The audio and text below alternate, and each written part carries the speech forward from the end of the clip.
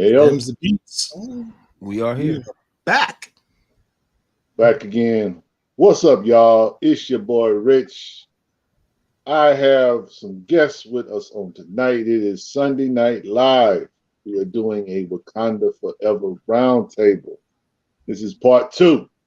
Yes, We're going to sir. be talking about Wakanda Forever, or should I say Black Panther Wakanda Forever, a.k.a. No T'Challa.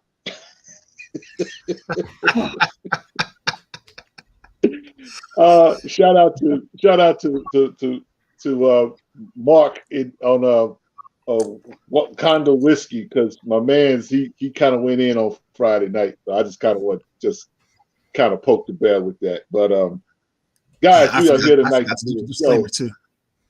Yeah, we here to do a show tonight, and I have a special guest. I have the crew with me, of course, the Queen Tamiko in the building. I have the Chief Dundada Paul, and I have a special guest. This is Pittsburgh's finest DJ.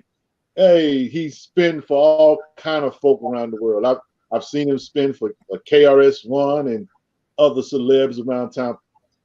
Yeah, Phill got a few people named in his Rolodex. And Just a little bit. Just a little bit. Just a little bit. DJ Big Phill is in here with us. How you doing today, sir? I'm doing great. I've been looking forward to this all week, and I'm ready to talk about it. That's what's up. So, Paul, Tamiko, how y'all doing? All is well tonight. Okay. Now I want to put I've been granted permission by the Cult of Bass to appear here tonight. Okay. Well, we sure appreciate that. Now, I want to put out this disclaimer. I want us to first of all understand, number one, that we're all friends here. And everything that is said, it is said in love. Mm-hmm. It is said in love. It's said within a light of a conversation. It's okay to have a little warm fellowship. For sure. It's okay to disagree. We're gonna be friends after this. Right. We won't have to have nobody won't have to be sent no direct messages and no apologies and no shade thrown. We just gonna have a conversation about a movie that we all happen to have some kind of affection or connection to. And that I feel includes attacked in that entire disclaimer, but yeah. Listen, the cult of bass is under. I feel like everybody's looking at me when you say that. The cult of bass is under real deep scrutiny right now. This movie's been out for a couple of weeks now, and some of us have seen it multiple times. And all of us, I have to say, whatever side of the pendulum we're on, we have strong opinions about this film. So that's a good thing. And if nothing else, Wakanda has given us a multiple of conversation pieces around just who we are as Black people in this world, the diaspora in general. So, that's good. That's good. It's a piece of fiction, but it's a good conversation piece regarding real life. So if that makes any sense, we're going to go ahead and jump right into the conversation. I want to shout out everybody that's in the chat that's joining us tonight. Want to say thank you for coming. We want you to chime in. We're going to try to interact with you as much as possible. We have Derek, the wizard behind the scenes, moderating for us in the chat as well. So shout out to him and shout out to all of you guys that's going to give us your strong opinions. And again, for the chat, there will be no shade, no slander in the building. Mm-hmm. If you call out somebody out of their name, right, that's snap. Okay, we ain't playing that tonight. We want to have civil discourse. Right. Healthy debate. We want to agree. We want to agree to disagree, but we don't want to be disagreeable. Correct. So, that's right. with that being said, we're going to get into just our ratings. Now, we have given our ratings in our last show last week, but we're going to do that again because we've had another week to kind of settle with this, or maybe we've even seen the movie again. Either way, at this point in time, guys, I want us to give a rating on the movie itself. We're not going to give into explanations. I just want to know your number on a scale of 1 to 10. 1 being trash, and 10 being excellent. Now, also, let me say this. We are, very simple people, so we will not allow for negative numbers. The bar is 1 to 10, not -5. No, we're not doing that tonight. So please, positive numbers. You can vote 1, but you can't vote -1. Okay. Fair enough. This goes for the people in the chat too. We want to know what your numbers are too. Go ahead and post your numbers in the chat. We want to know what your numbers are in the chat as well. But please, no integers, please. Right, okay, right. we're not in math class. So that Phill, also means you no are guest 11s. tonight. Wow. We want you to go ahead and give your number. So what's your number, bro? 1 to 10. What you got? So I know we can't do any disclaimers or any variables. I know we're gonna do that later on. So this is rough. Just give me a number. It's hard. We just need them. Man, I'm looking at these chat. Don't look at the chat. Don't look at the chat numbers. Give us your number, man. 5. 5. Okay, we got 5 from Phill. Paul. 5 and impossible.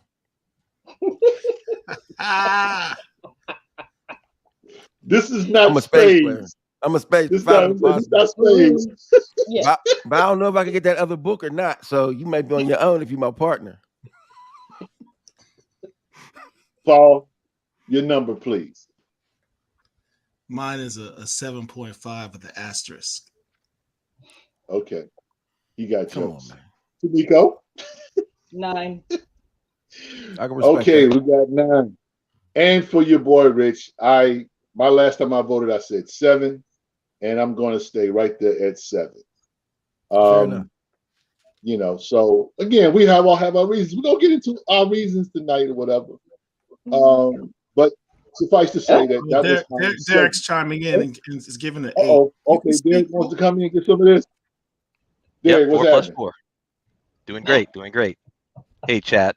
All I'll step back out. Now, that's Dr. Wizard. Okay, everyone who doesn't know, he's the one that does everything that makes everything look good.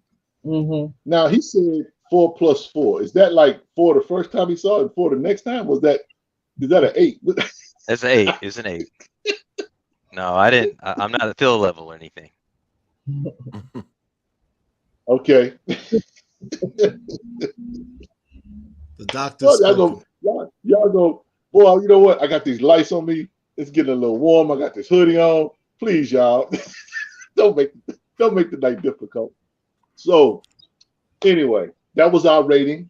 So, you guys in the chat, please give us your rating too. I was pretty sure that Derek may put up a poll as to who's voting on what scale is in regards to the ratings. So, we're going to switch gears, right? And we're going to talk about the good. We're going to do the good part first, okay? Because we might spend too much time on the bad part. So, nah, man, come on. I'm just I'm gonna need for you to be. These are jokes, but he's serious in his joke. He needs to be a little bit more unbiased in these jokes. We need some more objectivity there, moderator. Man, we need a real we need a moderator for real. I'm just saying. Look, okay. So, good part. Who wants to go first? Oh, Tamiko Everybody definitely does. She gave it a 9, so she got to go first. Okay, Tamiko, you got the chair is yours. Tell us what did you like about the movie, and is there anything in the movie you feel is Oscar worthy, and just chop it up and let us know how you feel. Okay, so I've seen it twice already, so I'm still sticking with my 9. It was still a beautifully shot film. It gave you all the feels, and it gave me what I wanted. I just wanted a tribute to the man who played Black Panther, and it was a beautiful tribute all the way through. And again, as before, my theater had a whole bunch of colored people in it, who's doing all the chit chats.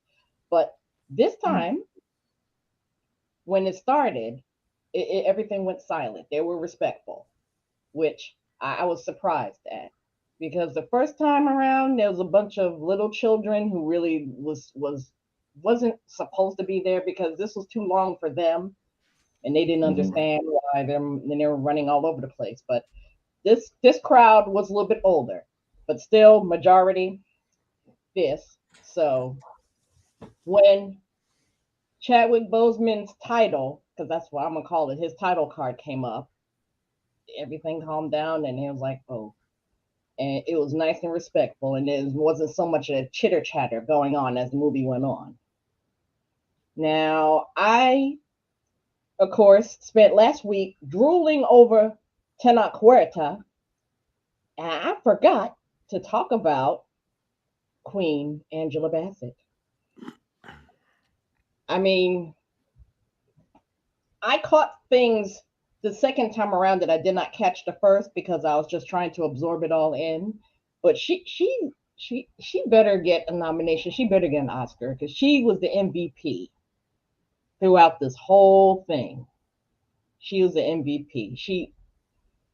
Because when she was let's see, how can I put this here? Because we're not spoiling it quite yet, are we? She's definitely should receive an Oscar nomination because her performance was definitely Oscar worthy in the dressing down that she gave the UN. I'm sitting there like, wait a minute, I'm checking to see if I'm bleeding because she cut all the heads off. And I was just able to absorb her performance, and it was really, really good. Did you see anything that you feel was Oscar worthy? Well, she was Queen Ramonda. I mean, you didn't see Angela Bassett playing a part. She was Queen Ramonda. Okay, so for you, the Oscar worthiness was Angela Bassett. What about the film itself or anyone else? The film itself, and of course, I'll give Letitia Wright her props too, because she pulled us through the whole thing of grieving T'Challa and then going through and then becoming the Black Panther herself.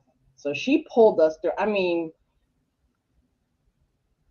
okay, for her, I'll ignore all the stuff she said, while they was filming the film. I'll ignore all that other stuff because she gave an excellent performance. And there's something interesting you said a number of times. You said you talked about the experience of seeing the movie, how it made you feel, the emotions of it, feeling the tribute to Chadwick. So for you, was the film more about the tribute to Chadwick Boseman and having the emotional experience of sharing that with other people in the theater? Was that a big part of it? Not so much sharing it with the people in the theater, but them allowing us to share in the grief. Because, I mean, when he passed, I grieved hard. I couldn't watch Black Panther for at least a good 7 or 8 months after he passed because just seeing him just made me cry because he was gone, and I didn't even know the man. So, that was a tribute to how much he touched people. It was a tribute to what a good person he was because no one could say anything bad about him. So I think allowing us to share in the grief because, these people knew him personally. So it was probably very, very tough for them to get back together, to get there and to actually do this without him because his presence was just so overwhelming on the first film. Yeah, Bryant Wilson agrees with your initial statements about the visual, the cinematography, the scenery of the film, the way it was shot. He thinks that deserves an Oscar. And, it does. I mean, the look of the telecon, the way that the kingdom was presented, it was just beautiful because it has to be pleased for me to enjoy it. It has to be pleasing to my eye. And there was a lot of things in this film that was very pleasing to my eyes. What about you, Phill? You want to go next? You want me to go next? I could go next. So the things that I did like about the film, I like the costume design. Yeah. I think Okoye was the star. People may disagree, but I think her acting skills, her acting level, her character, what was written for her character was just really well. I think one of the things that Coogler does well is that he writes there's certain characters where it may not necessarily be, it's not necessarily who we think is the star of the film that gets the best parts, but it's usually another character that's in there. For instance, in Black Panther, T'Challa did not have the best parts in that film, nor the best lines, nor the best scenes. Killmonger did. Um, and I think the same is in this particular film. I think Okoye's journey throughout the film was the one thing that I actually felt in the film. One of my criticisms, I'll wait for that. We'll get to that. Also, like the fight scene between Atuma and Okoye. My biggest issue with the first Black Panther film was that I really felt like the fight scenes were trash. There wasn't anything that made me go, "Oh, this is crazy." Besides for the scene in the casino, it's very hard. You have to have respect on those who direct action scenes and action sequences because everybody can't do that.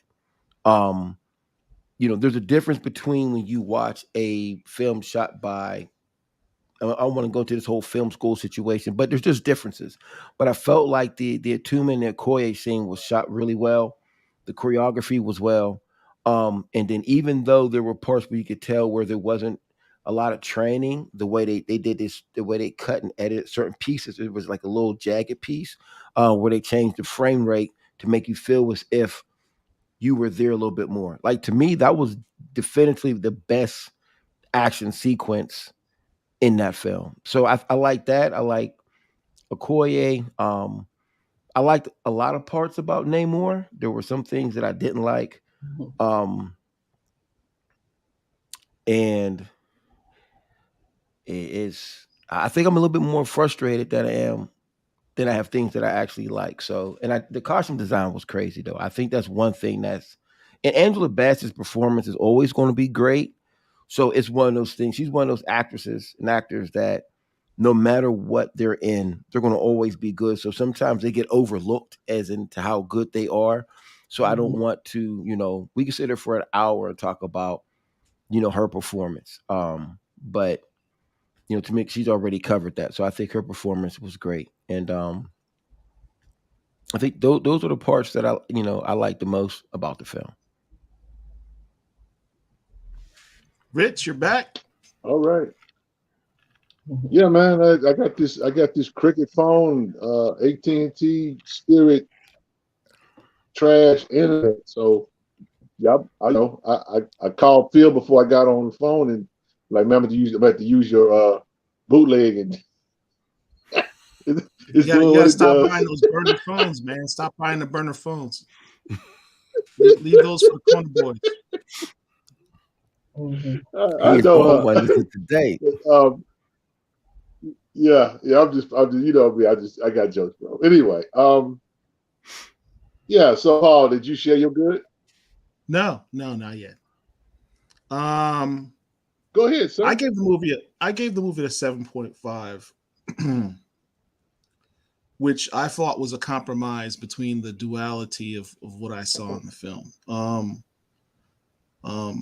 I thought as a film, in terms of its cinematography, the costume designs by Ruth Carter, and the performances, I mean, the film is probably closer to an 8.5 in reality. But I had to take away many points for, the things that we'll get into with the bad. The first thing that leaps out to me in the film, first and foremost, was Angela Bassett's performance. I love the nuances of every scene that she has. You can see her transition from ambassador to queen to mother to warrior. She carried a lot of different hats in this film, and the transitions that you saw in those performances were just phenomenal. She is uh, um, you know, she's that thing. Tamiko called her Queen Angela, and that's how I refer her from now on, like ad nauseum. She's just in tremendous performance. The other thing I really liked tremendously is I think about the movie every time I see a trailer or a commercial for the movie.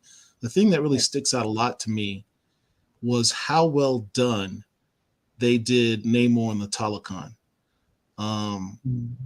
Namor is Marvel's oldest character. There's a lot of history there, but unless you're really a die-hard Namor fan, I suspect many people, even many comic collectors, don't know a whole lot about Atlantis and its background. So sort of retooling his background in Atlantis and what Atlantis is doesn't really bother me. And I'm not one of those who usually likes changes from the source material, but there are very rare times where an adaptation into film, and I say very rare, in my opinion, exceeds the source material. And this I think is one of them. The explanation as to what Atlantis is, or what Talokan is, and how it came to be. Because in the comic book, I think ultimately, and Phill, I think you're a Namor fan than I am. I think in the comic book, Atlantis even has some alien sort of background in terms of its origins. But this origin, I thought made sense. Tying it into Wakanda makes sense. Ultimately, showing in the film the concept of Black and brown people having the similar experiences of imperialism and colonialism. It's a double-edged sword, because you had these two advanced societies who went uninterrupted by imperialism and colonialism and were able to continue with their development uninhibited, and as a result rise to being what they are. The Talokan are physically stronger and faster, with a beautiful, city and culture. The Wakandans focused on science, and they're incredibly brilliant and warriors in their own right.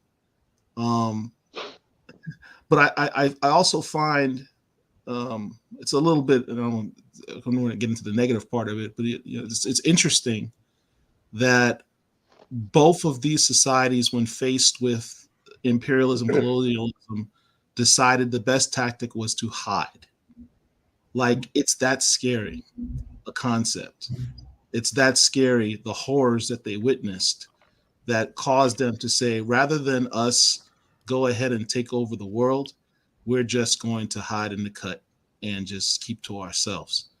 I thought that was kind of an interesting take on it. I thought Letitia Wright's portrayal of Shuri showed more of the nuances I wanted to see from the original source material. The one particular scene where she ultimately becomes Black Panther and she's talking to M'Baku, takes him to the side because M'Baku's showing his reticence of having his people go to war. And you see the anger in her face and the determination and the sort of warrior spirit come out, where M'Baku's like, do you think that's the right path? I mean, this could end to a lot of people dying. And she's like, I don't care. I want to go to war. I mean, that was Shuri. That's how Shuri in the comics was. She was 100% about that action. Before thinking about stuff, she'd be the first one to pull up the blade and stab somebody. And quite frankly, she was on many levels, when she was originally the Black Panther, not the second time, when she was originally the Black Panther, she was more vicious than T'Challa. Let me repeat. She was more vicious than T'Challa. T'Challa would be like, I'm an Avenger. Let me try to wound people so I don't, get the Avengers and Cap and everybody, irritating me about that.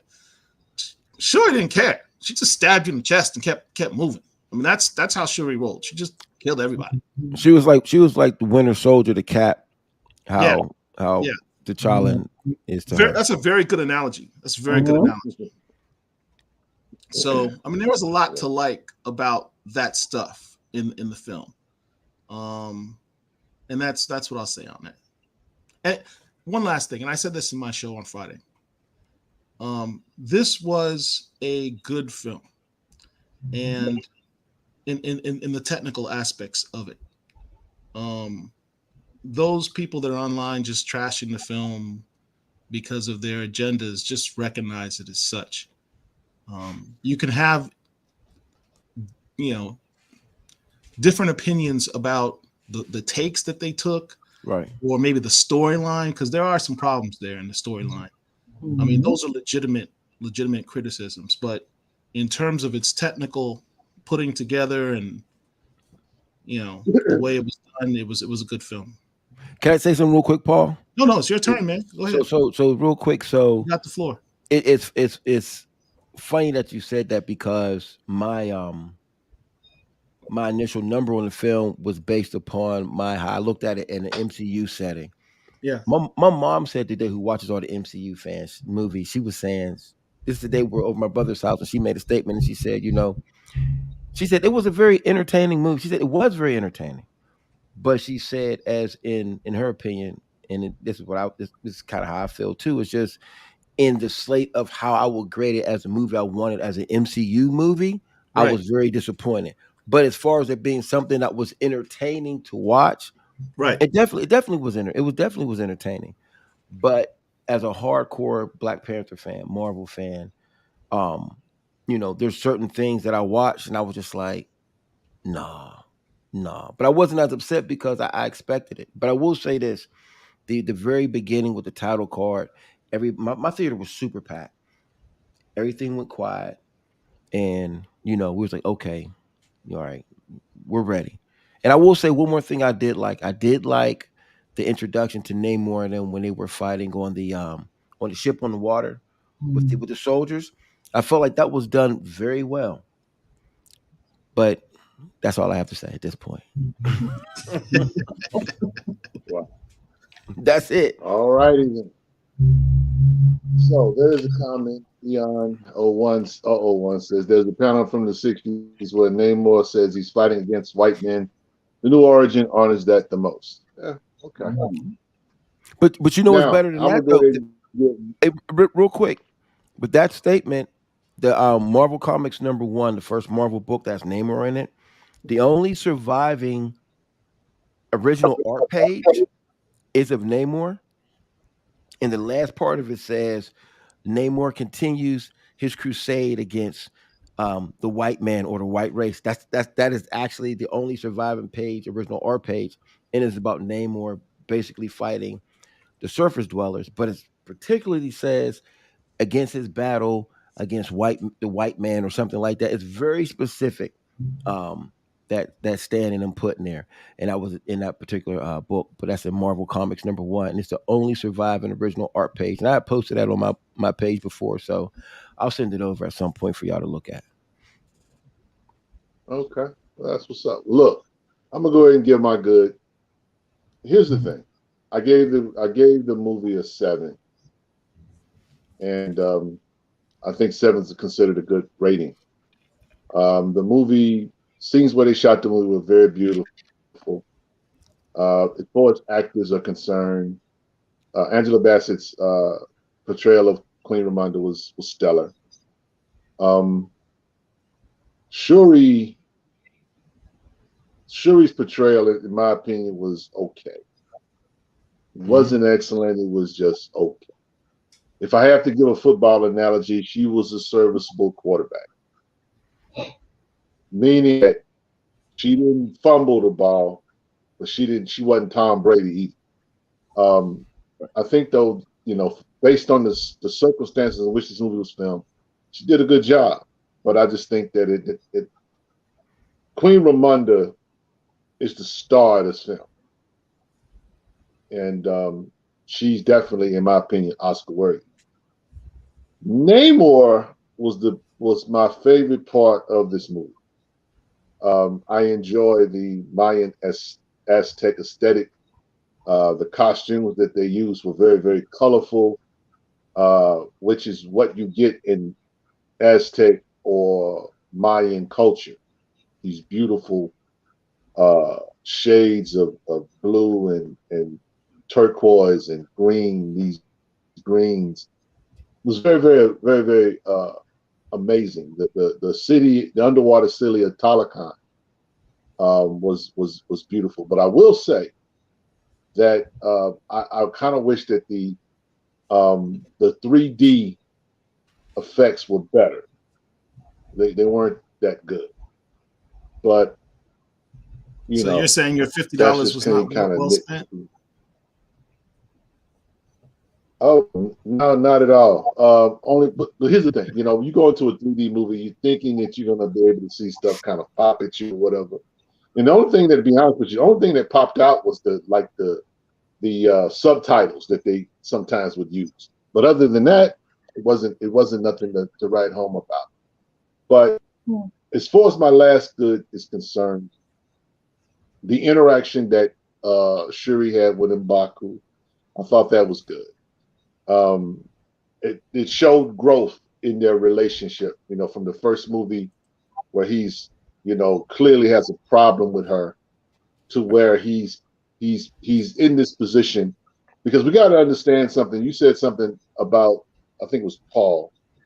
It said something about that they went and hide. Well, when we talk about people that hide, nobody did that more than M'Baku and the Jabari.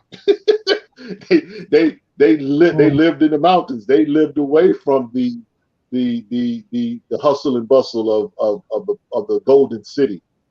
And so I don't know if I'd categorize the his Jabari whole point as hiding. showing up. The Jabari had a fundamental. Well, I won't say that they're hiding. Well, I mean, you may not want to use the word hiding, but they weren't on the scene. They weren't in the street. They were.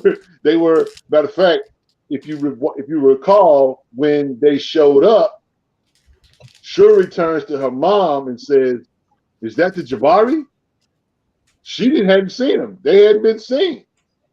But the reason, so when he goes to like give this discourse, Paul, I understand the reasoning behind it. Let me say my piece on this. I'm just saying that from that point of view that he had to the point of view that he has now, where he is coming alongside of her to counsel her. I'm talking about that growth. Okay, as their relationship, because they had no relationship prior. Now there's a relationship where, you know, they're in difficult positions. One, M'Baku doesn't want to go to war, and two, Shuri has lost her brother, and the only connection that they have, or the only connective tissue, happens to be T'Challa, who's not there. T'Challa's word to him is, help her out. She's going to need you. And so I'm saying that was, for me, that was a good thing. And I understand what you were saying. I'm just saying that I appreciated his, you know, his embracing of that, because he could clearly been the man 8 from the comics. He said, oh, no, we're not doing this. I want the throne and I want the map. He didn't do that. He played his position.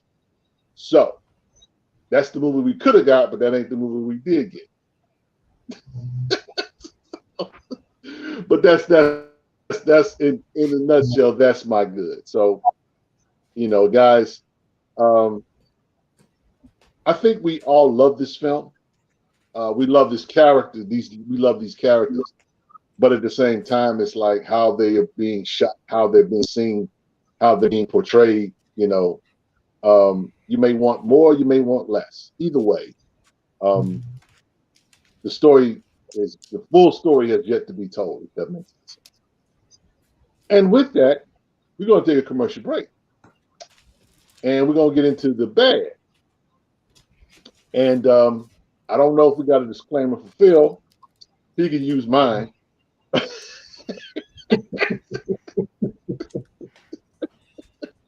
He might need it. I don't know. I'll just put it out there. But yo, we'll be right back. We'll stay tuned. Don't go nowhere. Get you something to snack on or whatever. We'll be back in about less than a minute or so. Less than a minute.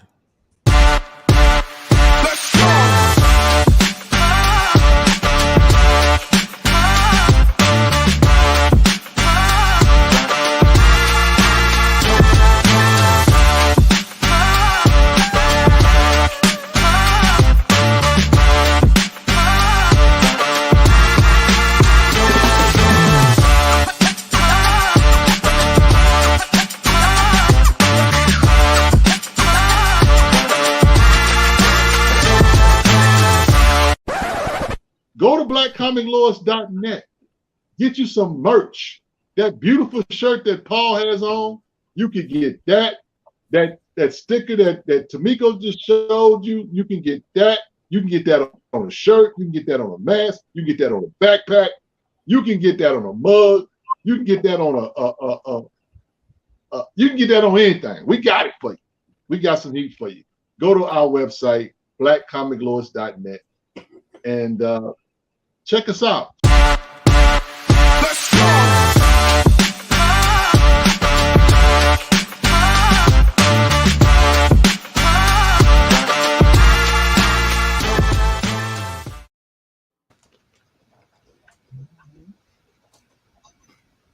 And we're back. Get that hoodie. It's hoodie weather. Yeah, I need one. Please take some of that comic book money and go buy a shirt, buy a hoodie, buy a hat, buy a cup, buy something. Help Come on, us keep Phill. the It lights looks good on, on you, bro. please. I want one. I want a couple of them. In fact, I have the perfect one for you, Phill. You need to get the Long Box Marauders one. You're a DJ. I need that. I need that. The Midnight Marauders homage. I need that. Yeah. That was done by a brilliant artist that we employed. He's a brilliant artist. Anyway, look, guys, it's time. His name is Paul. Yeah. Here we go. We finna get into the bad. Okay, y'all. Now, when we talk about things being bad, everything is subjective. You know, what I consider bad, you might consider good. What you consider good, I might consider bad. Let's be respectful. Let's play nice. And so when we say we mean bad, meaning bad, or bad meaning good. This is not Run DMC, my brother. Man, I was about to say, let's go. Yeah, we're talking about DJs and stuff, man. Just straight Peter Piper reference. The old school. That's what's up. So for y'all under 35, that's what that reference is from. I'll tell you, it's good to be old. I'll say it like that, especially when it comes to that's yes, indeed. Yeah. So Tamiko, okay. You gave it the highest rating. What'd you find that was bad? I talked about it at length last week, and I'm probably going to still talk about it some more. That penultimate battle on the ship, on the tallest canoe, in the middle of the ocean, and I was even more bothered because I'm thinking, doesn't Wakanda have a navy? I don't. Yes, they do. Right. I was confused as to why, if they realized that their new protagonist is coming from the sea, right? Don't they have ways to block that? Come on, man. I mean, yeah, Wakanda in the MCU is tremendously more deep out. Well, and that's the MCU always has their characters and everything less powered than what you see in the comic books. But that's not the right response. That's not the right response. That's not the right response. The right response was that the writing team didn't do their homework and didn't sit back and say, this does not make sense. So this is a perfect segue for me to go into my frustration. My issue with this particular movie is that there were way too many missed opportunities in the movie to push whatever agenda that they wanted to push. That's my issue. Now, Tamika looked at me like I was crazy. I will point it out to you. Let me point I feel like he's about to pull out some receipts. I'm about to pull them all out because, as a matter of fact, I have my detailed notes that I have because I took notes. For instance, there's moments where I feel like when you watch this movie, here's the issue. There has to be the thing that makes the thing that makes the MCU different from DC is that everything moves together. Okay. Now, this movie does not have to connect to another movie, but we have to be respectful of what happened in the past. For instance, there's a part where Angela Bassett is saying to Shuri something about, well, AI isn't going to be like this, or we can't do this, or whatever. And I'm thinking, y'all don't remember Ultron? You don't remember Ultron, so Ultron never happened. Y'all never have Vision there because of Ultron. I'll let that slide. Y'all remember Jarvis? You have Yes, sir. let me go. I mean, it's just, and it's things like that that you can't excuse, because you can't be around a table of these brilliant people. Because I think Coogler is a great director. We're not going to take nothing away from him, but we can't be at this table, and you cannot tell me that stuff like that does not come up in conversation. So you're having a conversation about AI, and she says, "Well, AI will never be that advanced." I'm sitting there like, y'all didn't see this other movie a while ago? Nobody's seen this movie. Let me go through my notes, because I had to take notes for this. I want to make sure I'm very proficient what we're talking Yes, about. it's like the Wakandans aren't aware of a 10-foot tall robot that was made out of vibranium that was stolen from their country. Another thing, when they were talking, like the whole point of Ultron. Then there's even moments where we're gonna get into that. There's even moments where, how'd you get in here? Nobody's ever gotten here. What are you talking about? Claw used to walk in and out of Wakanda like he was going to the grocery store. And that was part of the issue. So you forgot about this. I mean, like you have to be. And when it comes to storytelling, we need to be very specific about what we're talking about and being on point. And that is my issue with this film. Has nothing to do with the entertainment factor, but this is a little bit bigger than this. My biggest issue is that every time they talked about T'Challa, they talked about Chadwick. I had an issue with that. I don't care how anybody else feels about it.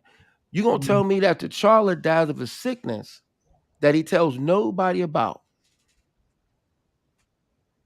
Are you kidding me? And he has a kid. So now we got a black man that is almost willingly allowing his son to grow up without a father. Whereas don't tell me T'Challa's not smart enough to either, if Shuri can't do it, we got wizards, we got witches, we got gods, we have sorcerer supremes who could try to find something. You don't make a phone call. You just fought aside. You just fought alongside Doctor Strange and saved the world. You don't have a telephone number. Wait a minute. I'm not finished. I'm gonna go into this. Not one Avenger shows up to this person's funeral. Two, killing off T'Challa did nothing for the storyline. Absolutely nothing. It didn't push the narrative forward. It didn't do anything. You know what? The title card was a great tribute. Beautiful. We got it. Now we're going to move into what we need to move into. But instead, he passes away the same way Chadwick does. It mirrors him to a certain extent. I have an issue with that. And before we go into this was Coogler's decision. This wasn't Marvel's decision. Let's keep it 100.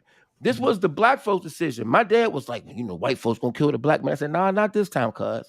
This was, we made a deep conversation, but we're gonna move past that. We're gonna get past that. I just had an issue when the sun came up, and I'm thinking to myself, this dude had a chance to live. This dude had a chance the character could have lived. Now, you got Namor going crazy. Oh man, Big Phill strikes again. Just the internet strikes again. See, that's those forces out there that are trying to shut up the feelings that Phill was sharing, and quite honestly, I mirror many of those feelings. The choices made in this film are the biggest detractors for me. Chief of those was the permanent death of T'Challa. As I've said before, this movie could have been solved for both sides on this if they'd simply had the whole movie take place in the blip. Yes. You take out the first 5 minutes of the film. You replace that with a scene in which you're showing the end of Infinity War and T'Challa being dusted, and then you, instead of just going from Infinity War to the whatever the next scene was, you show the repercussions to Wakanda, because Wakanda was basically saving the world at that point, right? When Thanos invaded, and half those Wakandan soldiers disappeared, and their king disappeared. They never showed Shuri disappear. You don't even realize Shuri got dusted until the next film, assumably, because you see her picture on the screen next to T'Challa. So the assumption is that she has been dusted. So you come up with a premise that didn't actually happen. And then, because that coming up with the premise that Shuri didn't get dusted makes more sense and is less questionable than having the king of the most advanced nation in the world with superpowers from a heart-shaped herb, which provides him a partial healing factor against diseases from dying of this disease. That just didn't make any sense. You can have Everett Ross shot in the spine with a bullet and have him fixed in 20 minutes. But you can't. It just didn't make any sense. It didn't make any sense. So take that scene out, show the ramifications of Wakanda of having everyone dusted, show that the king is dead. You don't have to change the whole rest of the film. Your king died in the war, right? And you have the whole homage to Chadwick go on, the feelings of grief. You want to do a movie that focuses on grief. This was Ryan Coogler's therapy, so to speak, in terms of his ability to say goodbye to his friend, and provide an homage to him. You know, it begs the question: is $250 million worth it to say goodbye to somebody? Well, yeah. I mean, for someone you lost somebody, there's no amount of money that's going to bring them back or make you feel better. But you know, this was his way of expressing himself. So fine, none of that had to change. And then you get rid of the end credit scene. You know, I've been on the internet all week, and I've heard people make comments like, "Well, you recast T'Challa fans have to be happy because they recasted T'Challa." No.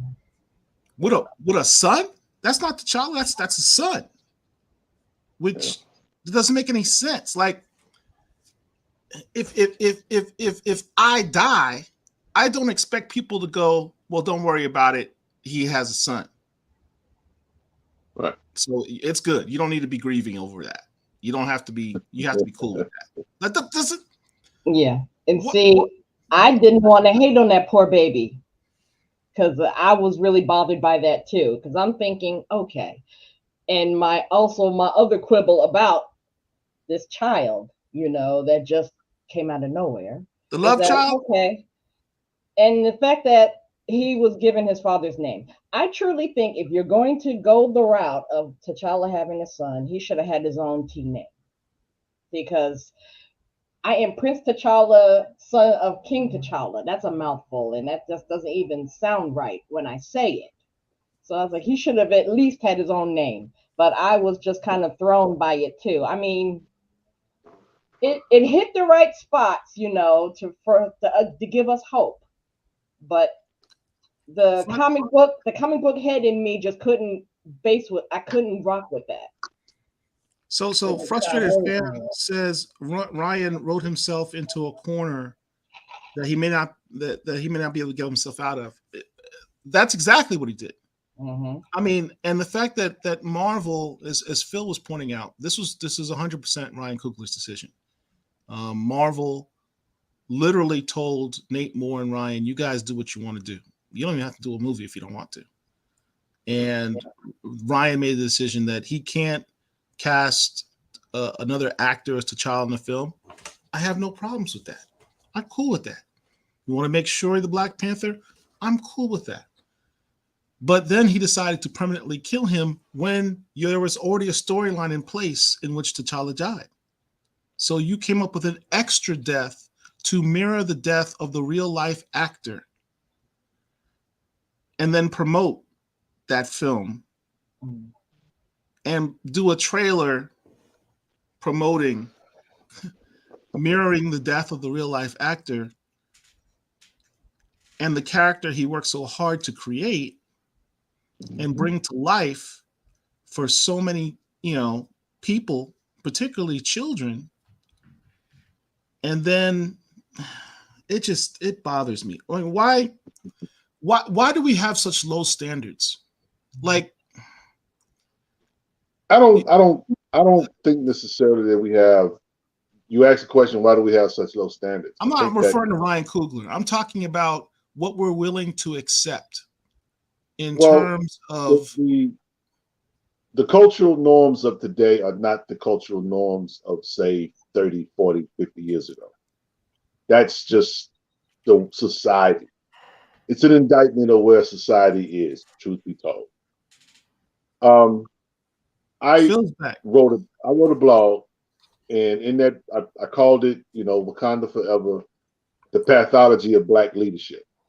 Yeah. And in that blog, I talked about the bad decisions that was made in the film by some of the characters, and the bad decisions that were made outside the film.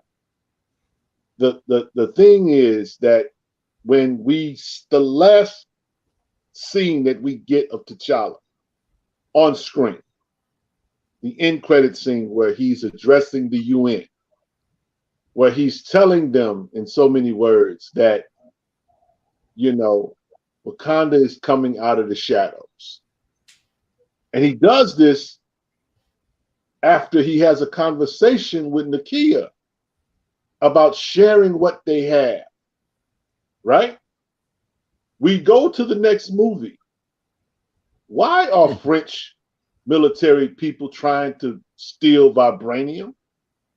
What happened between T'Challa's making that announcement to the UN and all of a sudden he dies and the French feel like they need to go steal instead of waiting on them to turn some vibranium or technology over?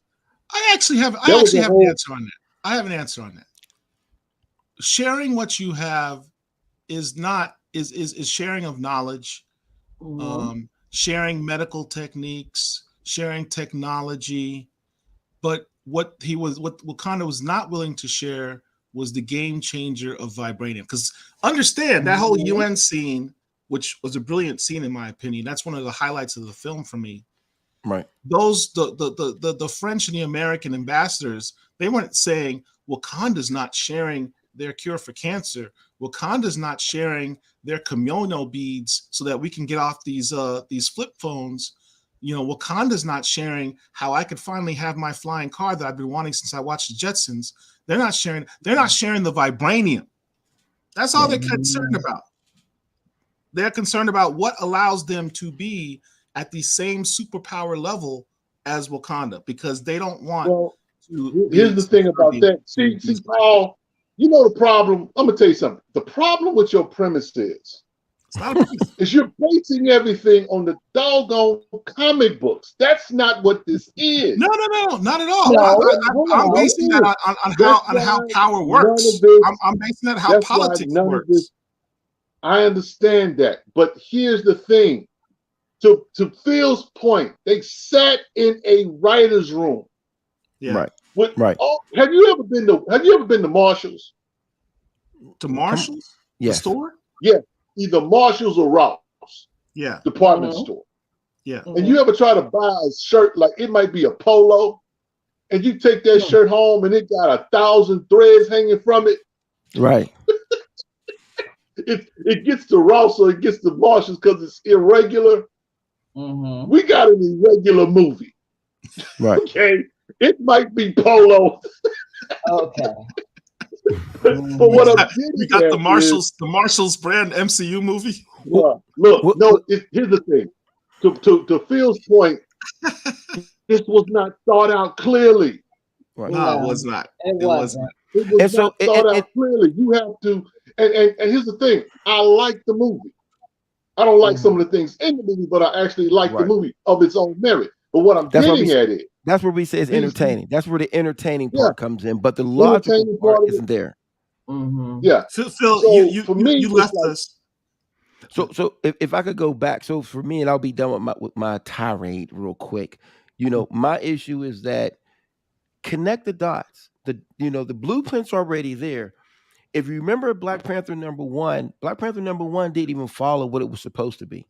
Black Panther number one was supposed to be about the U.S. coming to get the Winter Soldier, and that's how they discover, et cetera, et cetera. But they switched that and they turned the Winter Soldier to a slave, and he was baling hay at the end of the movie. But we'll move on from that. My biggest issue was just that the parts that I don't like in this film did not have to take place. Yeah, That's my issue. absolutely. This could have took place during the blip. So let's say we're going to kill T'Challa. How about have the Avengers bring him back from a battle? You don't even got to explain the battle. You can have where it's just silent, where they're bringing him back, and Bucky could be carrying him in. You got to do stuff like that, and then bring him to his mom, and they discuss it, and it fades to black. We don't even have to be privy to the conversation, right? It could just happen. He's gone, and that serves your particular purpose. But once again, you cannot tell me right now, today, what purpose did it serve to kill off the character? That is not a tribute to Chadwick. And it's actually disingenuous because if you remember when Black Panther first came out, we took all the black boys from the churches and the That part. playground and the buses because That part. we could finally see a black man as a hero for these kids. So we kill him in the next movie. Not forced to, but not only do we kill him, we leave his character's son without a dad. Now I'm gonna get deep because I'm a father with it. So I'm watching and I'm like, T'Challa, that character, even the MCU character, would have done everything he could to survive so he could raise his son in the world that we live in as a black man, as a son of a king, and living in a world where they're trying to steal vibranium daily.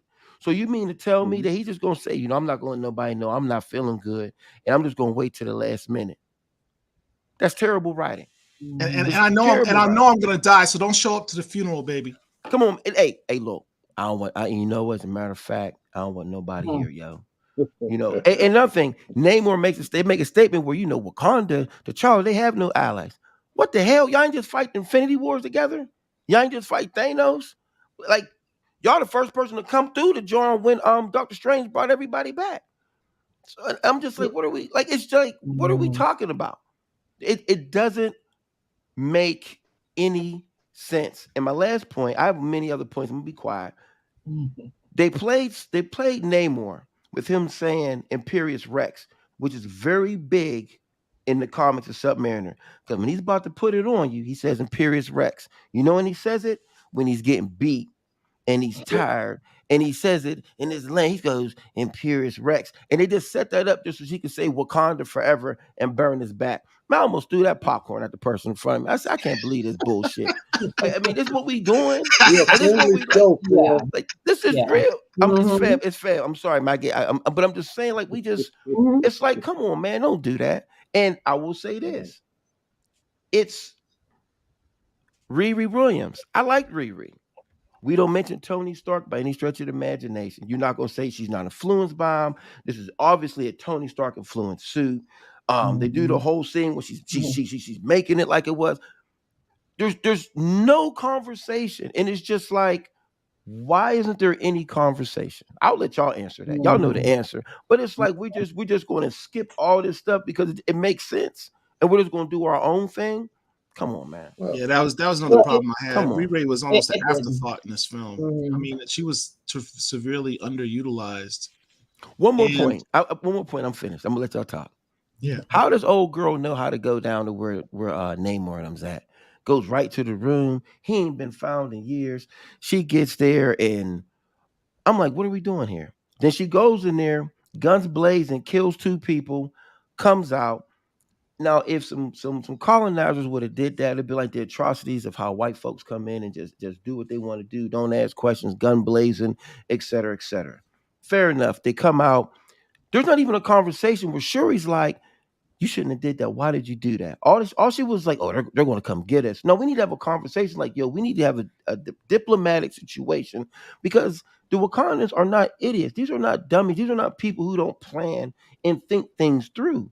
And so for me, it's just hard for me to digest those particular scenes. So I'm gonna be quiet. I'm gonna let y'all go. Well, I can speak a little bit on that particular scene. Yes. I think that place is a little place, like a little surface pocket. Okay. They weren't in Talocan. There's in a lagoon. The There's in a people who were lagoon. watching them had the water masks on, so they were in a place where Riri and Shuri could breathe. Okay. So that was probably a cavern, because she had to put on the full suit for Namor to take her to Talocan proper. Okay. So ask me this. But other than that, your point stands. But how does Namor meet what's her name for 2 hours and he gives him his mama's bracelet? Come on, man. Listen, like I told you. No. He was smooth. He was trying to woo. I'm not giving you my mama's bracelet. I just met you. Are you serious? They ain't even been to the movies. He tricking off, giving her bracelet and all this other. Come on, man. You know what? Listen. All I can say about any of this. Have I lied yet? Yet? No, I haven't lied. I think that here's the thing about it. I think that the movie itself was rushed. When you think about, if you just do the math on this, okay, here's a guy that's mourning his one of his closest friends, who happens to help him build the biggest movie of his career, right? He does this, and then he's like, okay, well, we gotta go back to work. We gotta put this next film together. We gotta redo the script. All this that, right? He's got to do. He's literally doing this on the fly. See, one of the things I've learned as a minister of the gospel. 2 things that I've learned. You don't make decisions when you're tired. Okay. And you don't make decisions when you're emotional. You have to be logical. There was nothing logical about any of this stuff. This literally was somebody in their fields. And while they have permission to grieve, they have permission to express themselves. It's art. But the problem is that you've given us long-lasting effects, right, to your decisions. Because now Mel says not the only thing he has left of his mom. It doesn't make sense. Like, that's the last thing. If you have your mom from 400 years ago, you might not want to give it to the woman that you may end up having to kill and go to war with. Here's the thing about that. There's a point there. I bet he opened a drawer with 50 more bracelets just like that one. Don't do that. I figured it was a woo thing to try to get her. Namor's a no. To try to get her on his side. I think that was more of a woo thing. No, his mom had one bracelet. That was the most important thing in his life, and he made sure she got it because he just met her an hour ago, and they swam to some Rihanna song for 20 minutes. I was like, "What are we doing?" It was like a music video. She's like, "Oh man, look at the blue people swimming." I'm like, "Are you kidding?" Hold on, Phill. See, you ain't seen nothing. Let's not go there. It's not really. You haven't seen nothing yet. Wait till they introduce the Fantastic Four and he Max Sue Storm. No, that's what you're really gonna be. But that's he does that though. That's different. Yeah, he does. That's different. He might not have a bracelet for her. I don't know. We don't know. No, he ain't got no bracelet. Hold on. So hold on. How are you gonna do that? Because you now have a character who is from Mesoamerica, right? And whose experience with the colonizer people is not a good one. So much so that he's like, I don't trust the colonizers. I don't like the colonizers. The colonizers literally killed my mama. And so I want to go to war and wipe them out. So he's just gonna come across Sue Storm in the Fantastic Four with her blonde hair and blue eyes and go, you know what? I want that. He was gonna kill Shuri and gave her his mama's bracelet. So why wouldn't he? I mean, that's what he do. That's different. That's business. That's business. Okay. We're talking about he's now going to embrace a colonizer after 400 years. Is that going to be the plot line you're going to do in the MCU? Stranger things have happened. You know, I will say this, that when it comes to Romeo and Juliet love story, I guess.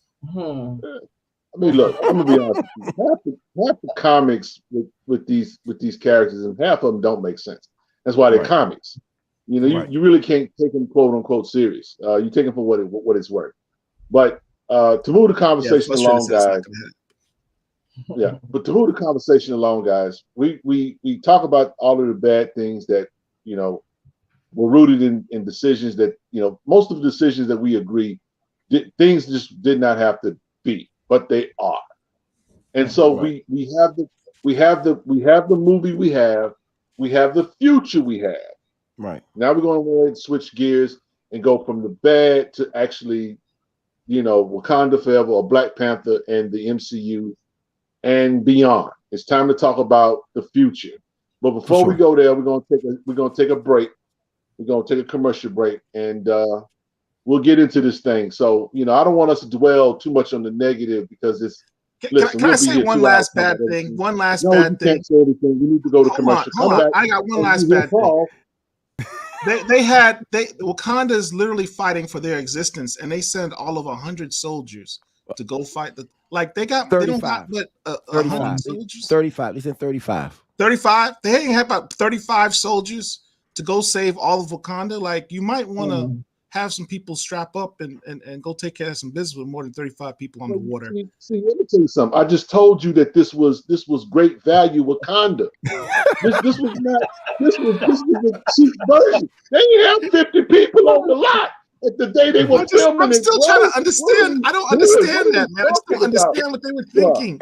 Hey, real quick, just I just want to play one more as devil's advocate. That flood scene was so weak. I did not. I feel like I was watching like one of those old H&R Puff and Stuff joints from back in the day, man. Like, I watched this joint, man. I didn't listen. You could tell they weren't a lot. Let's keep it 100. I'm like, man, somebody was letting the hoses off or something. I'm like, you didn't feel. And here's my thing too. Nobody died in the flood besides for the Queen. If you want to make that dramatic, you got to kill you. People got you got to show that after. It has to be like, oh, we're at war now. Now it's on. Man, they went swimming. Yeah. They let the hoses loose in Harlem. They went swimming. I'm like, come on, man. Show me the dramatic. Yo, Phil, I live in Florida, man. I was not impressed. Y'all call that a flood? Well, here's the thing. Here's the thing about that. Let me say this. Guys. The killing of Queen Ramonda was probably next to T'Challa Jr. That was probably the grossest thing that they did. And I'm gonna tell you why. Because you're gonna have to go back a little bit, maybe a little over 10, 12 years ago. There was a hurricane that hit Louisiana called Katrina. And there's scenes from Spike Lee's movie from When the Levees Break.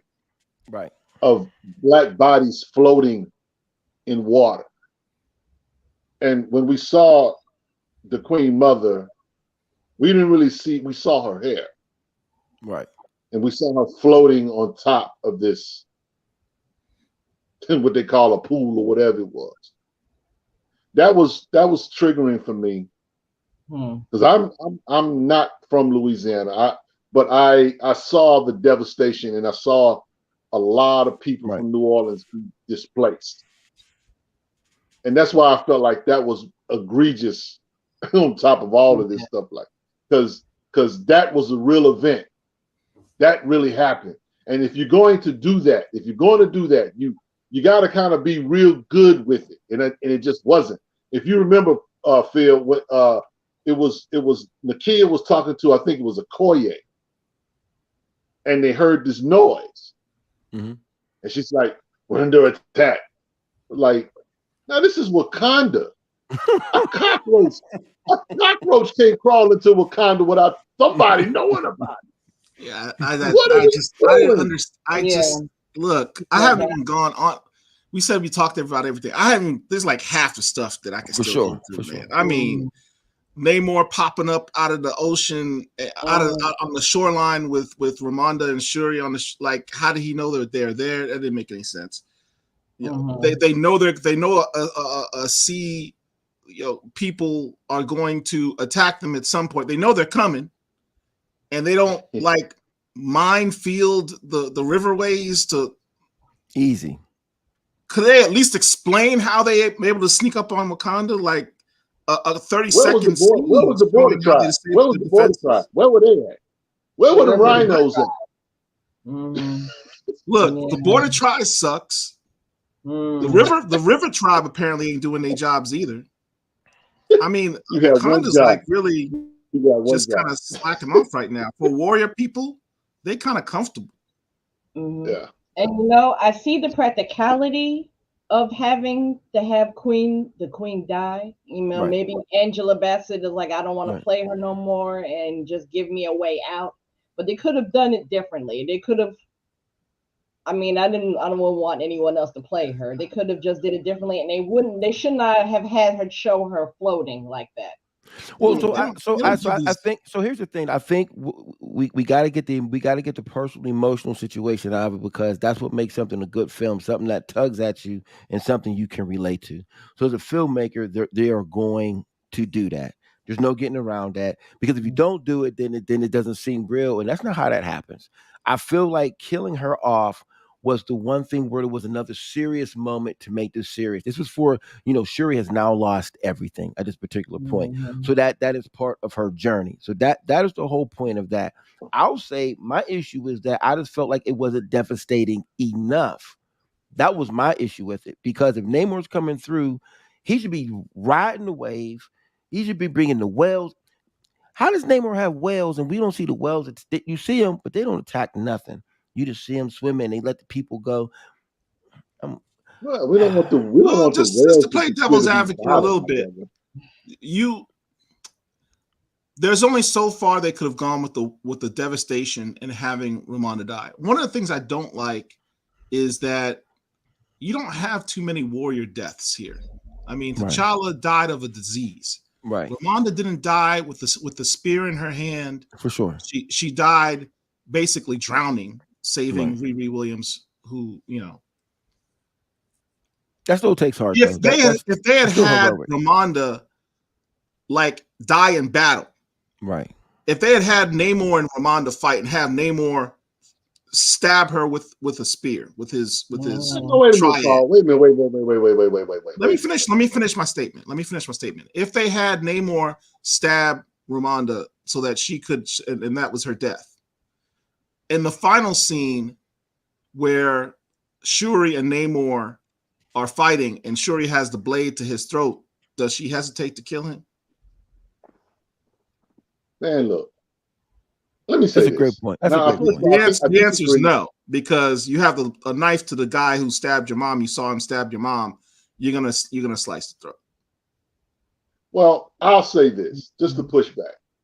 I think that what Queen Ramonda did was admirable, because you got to understand, they address her as mother, and what mothers do, is they preserve life. And as a warrior, that's what you do. You give your life.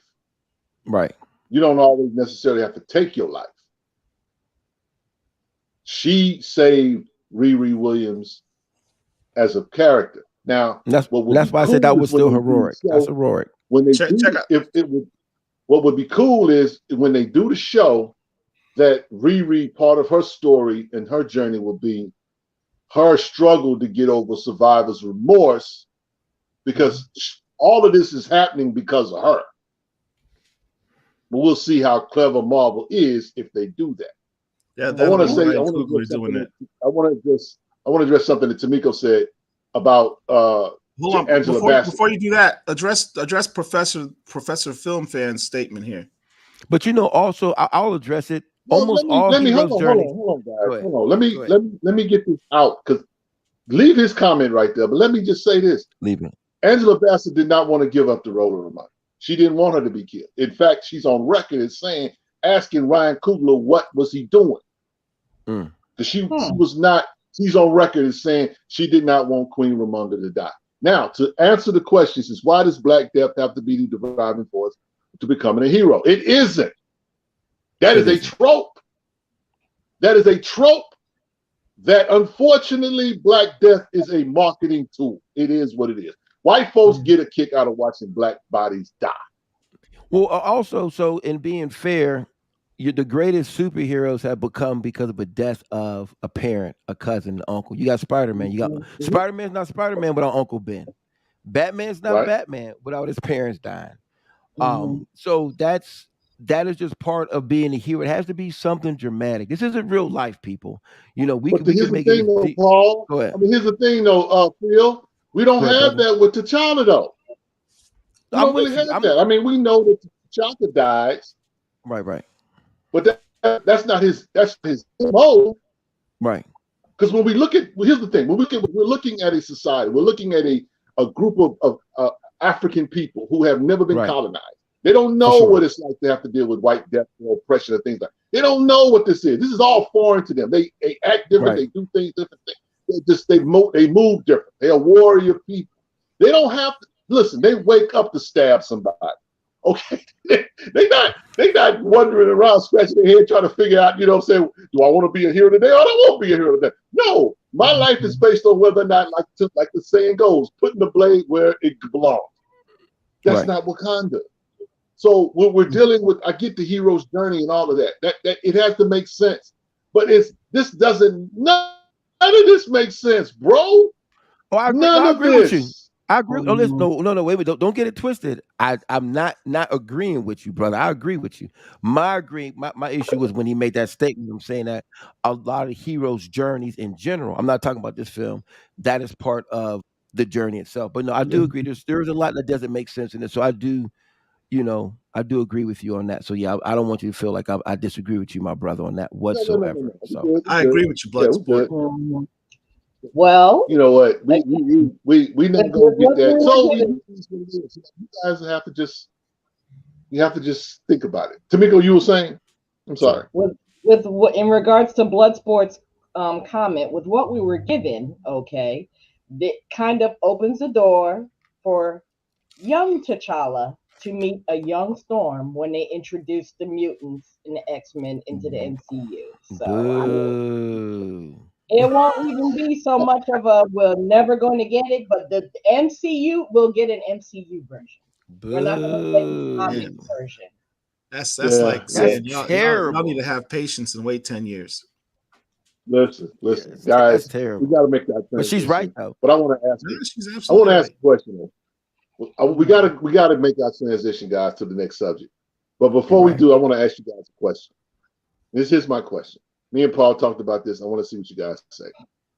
Have we truly gotten the real?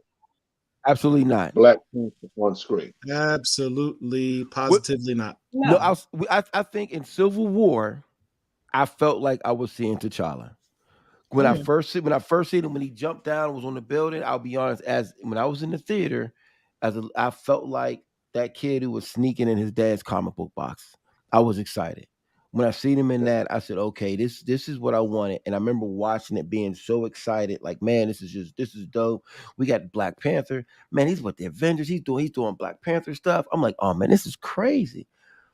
And then I didn't like the first movie. I'm on record saying that, and I definitely have issues with this. And I feel that it's not. And I will say this for those who are casual fans, and this is probably one of the greatest films. And there are people, I think, there are people who love this film for their own reasons, and I think that's also valid as well.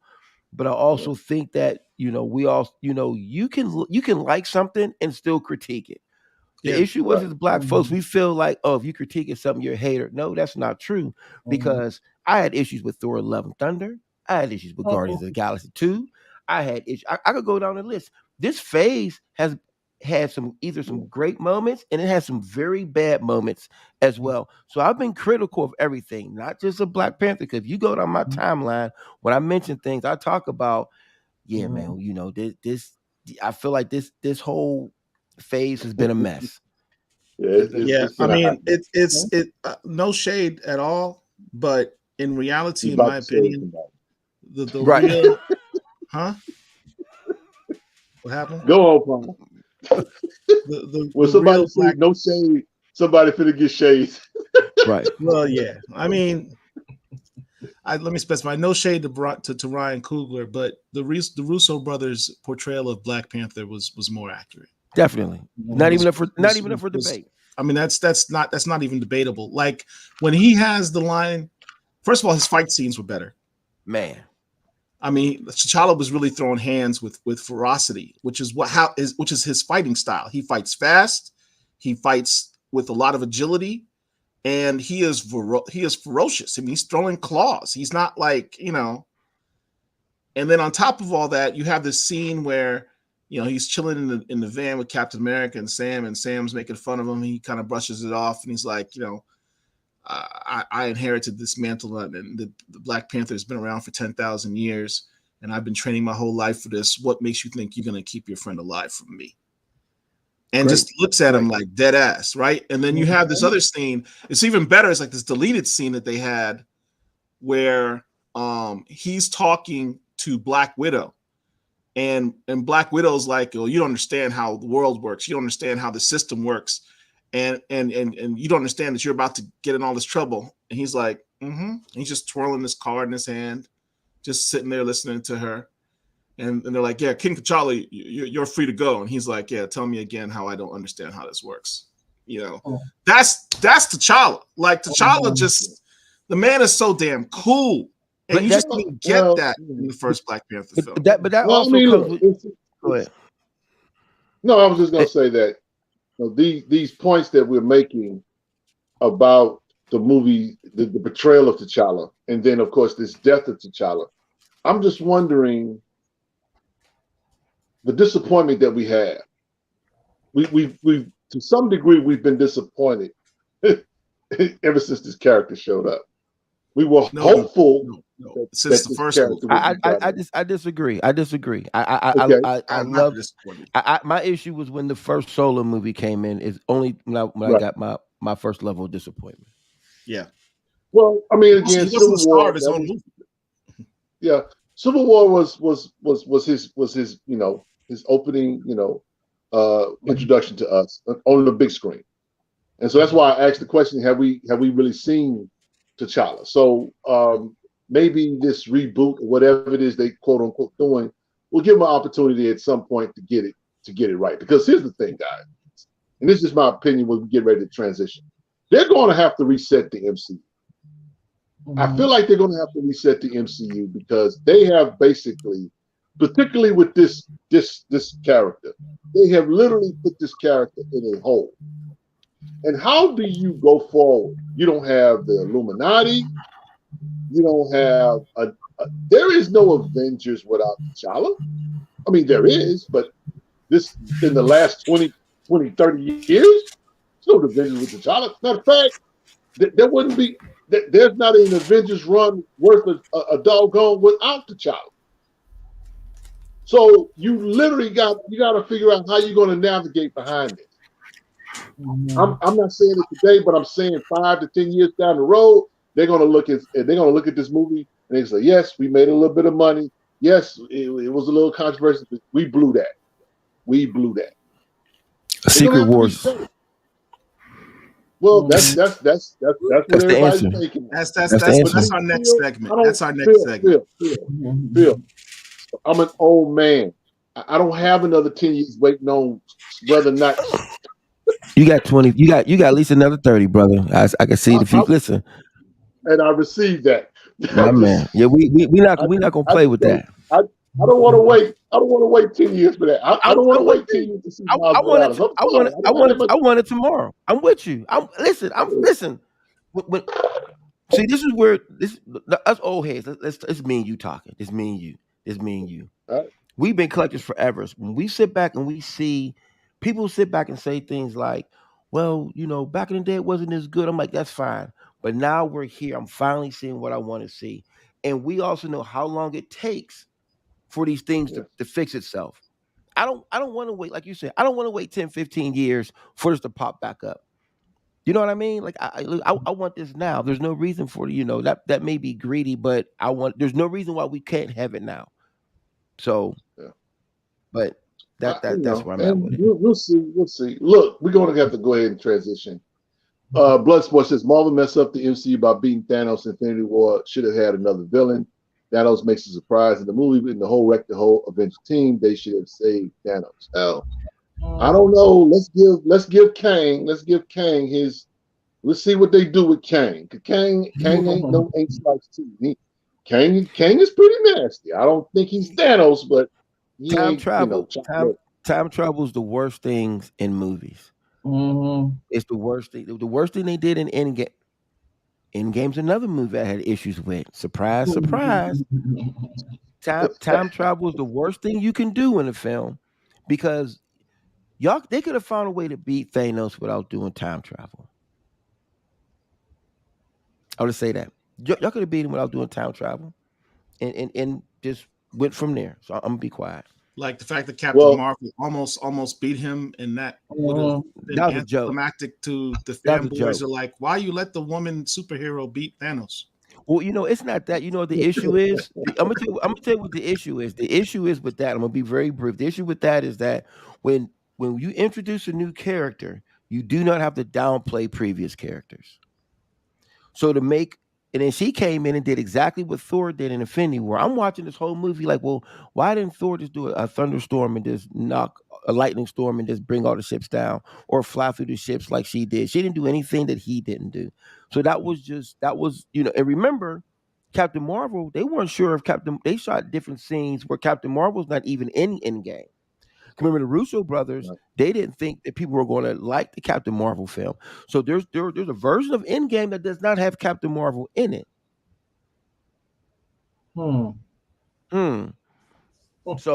that's, let's get back to where we are. I'm sorry. Okay, yeah. I get excited. I just hope that they correct. Our commercial, please. Yeah. We'll be right back.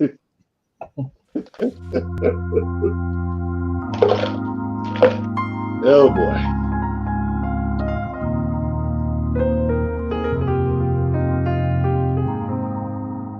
What's up, y'all? We are blues people. We can rap the blues, sing the blues, talk the blues, and of course in comic books, we can read the blues. One such tale can be found in Peter Parker's Spider-Man number 35. This tale is about a little boy living the blues.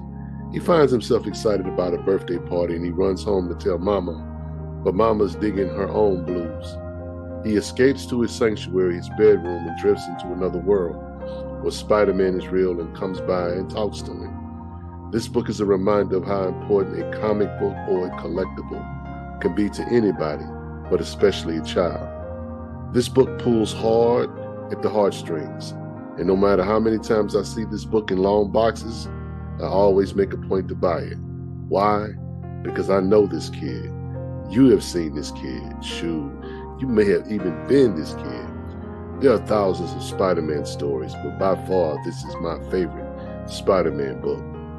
So I suggest that you pick it up. I promise you, you won't be able to put it down. If you like this video, share it and subscribe to our YouTube channel. And until next time, peace.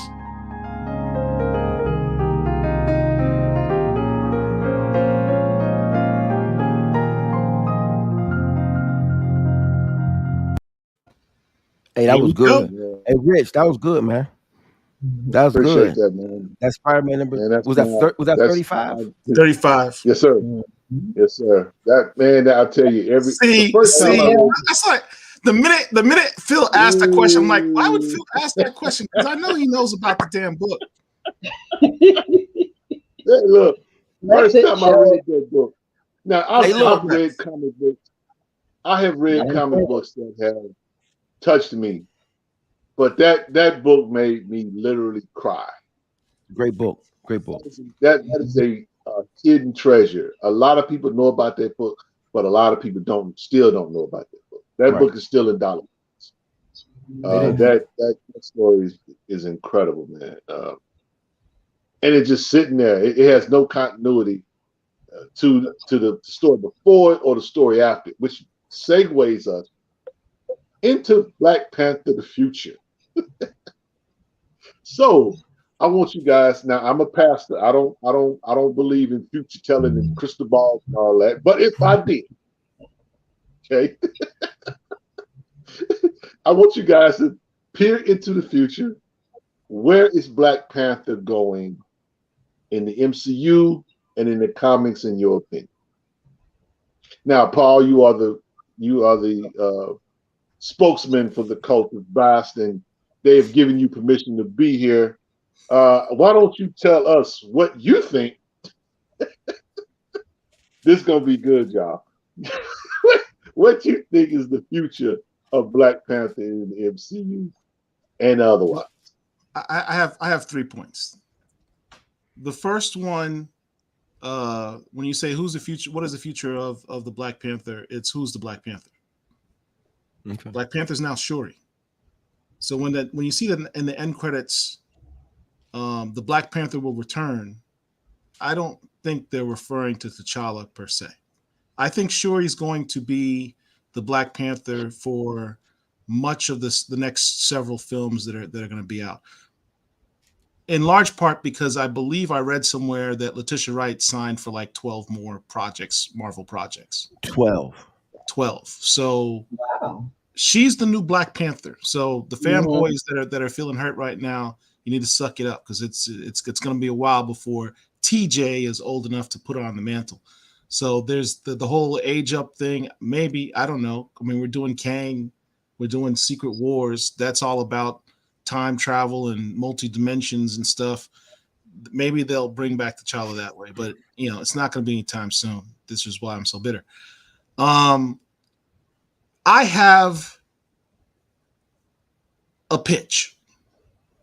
I have a pitch. I want to take lemons and make lemonade. And here's the pitch. Derek, you might want to blow me up for this one.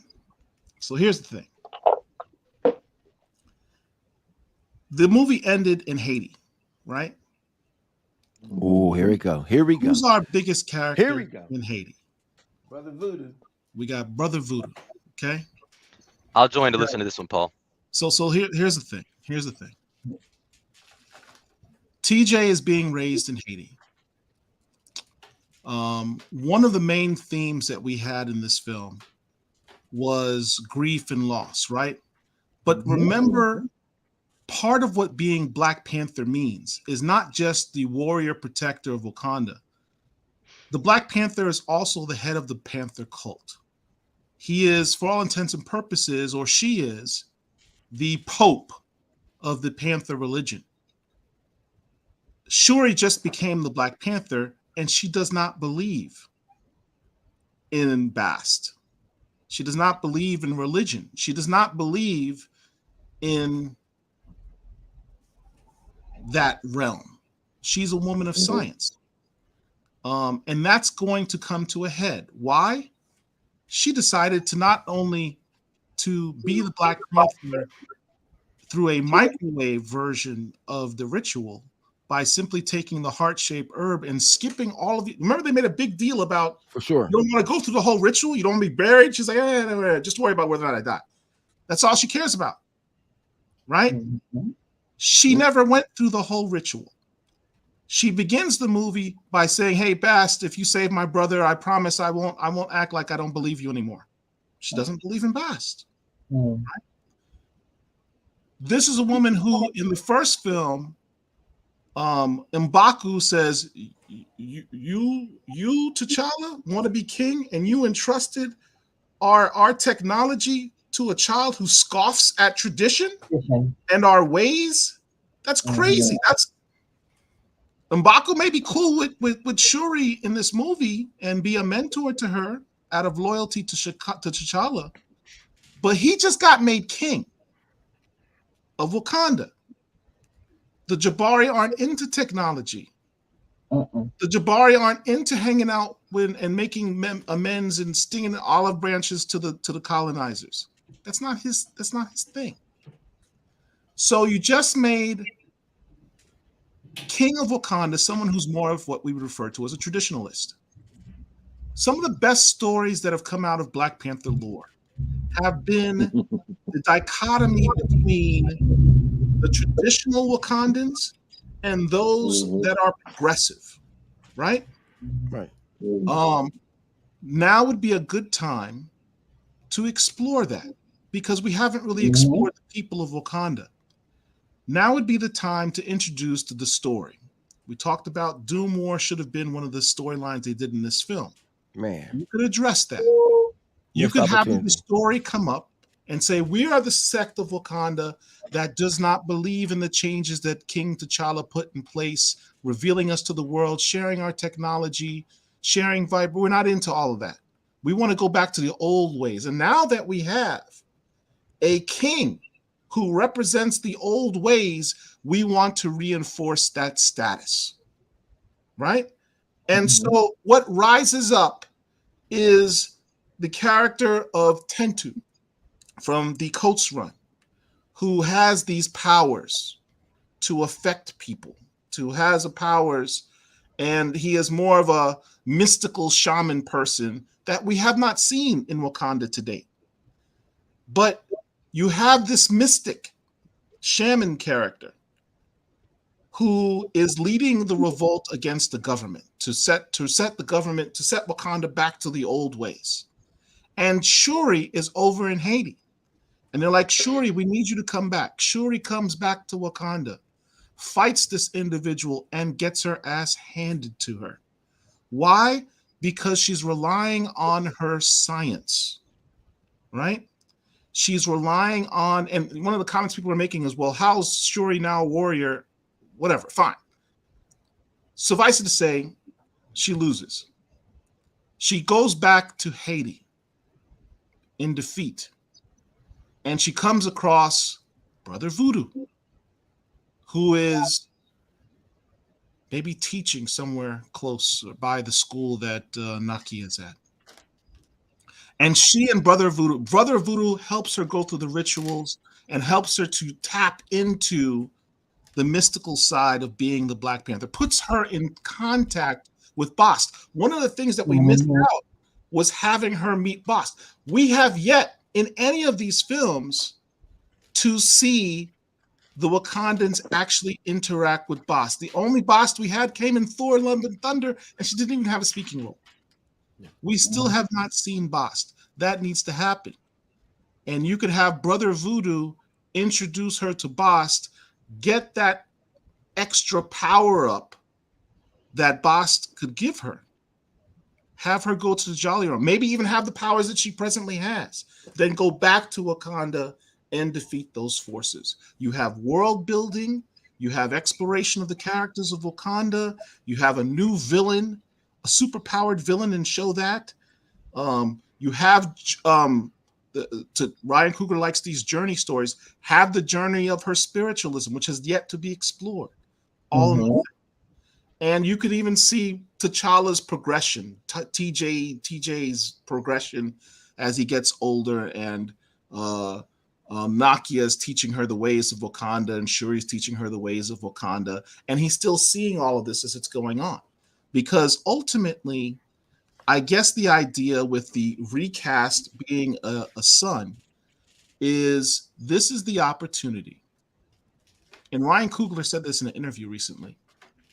He himself said, we have not seen the comic book version of T'Challa in the films. That's his fault. Coogler isn't the first one to do T'Challa. It was the Russo brothers. And the Russo brothers deviated from the comic book material. As much as we all said we just love the T'Challa from the comic, from the Russo run and in Civil War. They're the ones who deviated the most. And that's what Coogler had to start with something that was already deviated from, because T'Challa did not become the Black Panther and become king until he was very young. Like, his father died when he was very young. He wasn't raised with his father. So now you have that opportunity to reinvent T'Challa, the same background story of my father was the Black Panther and he died and I was young. And I was away off at school, because what happened in the comics? T'Challa was sent off to school and learn around the world, from all places around the world.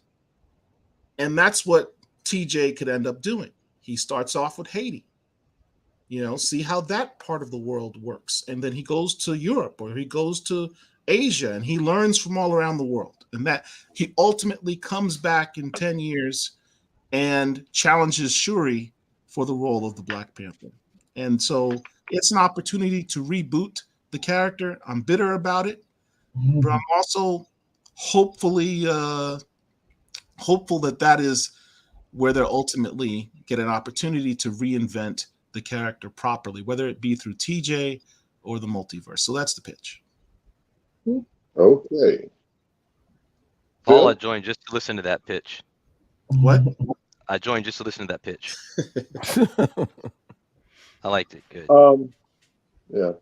Phill, what are your thoughts about Black Panther in the MCU in the future and otherwise? So in the future, I feel like I'm going to prepare myself for more disappointment.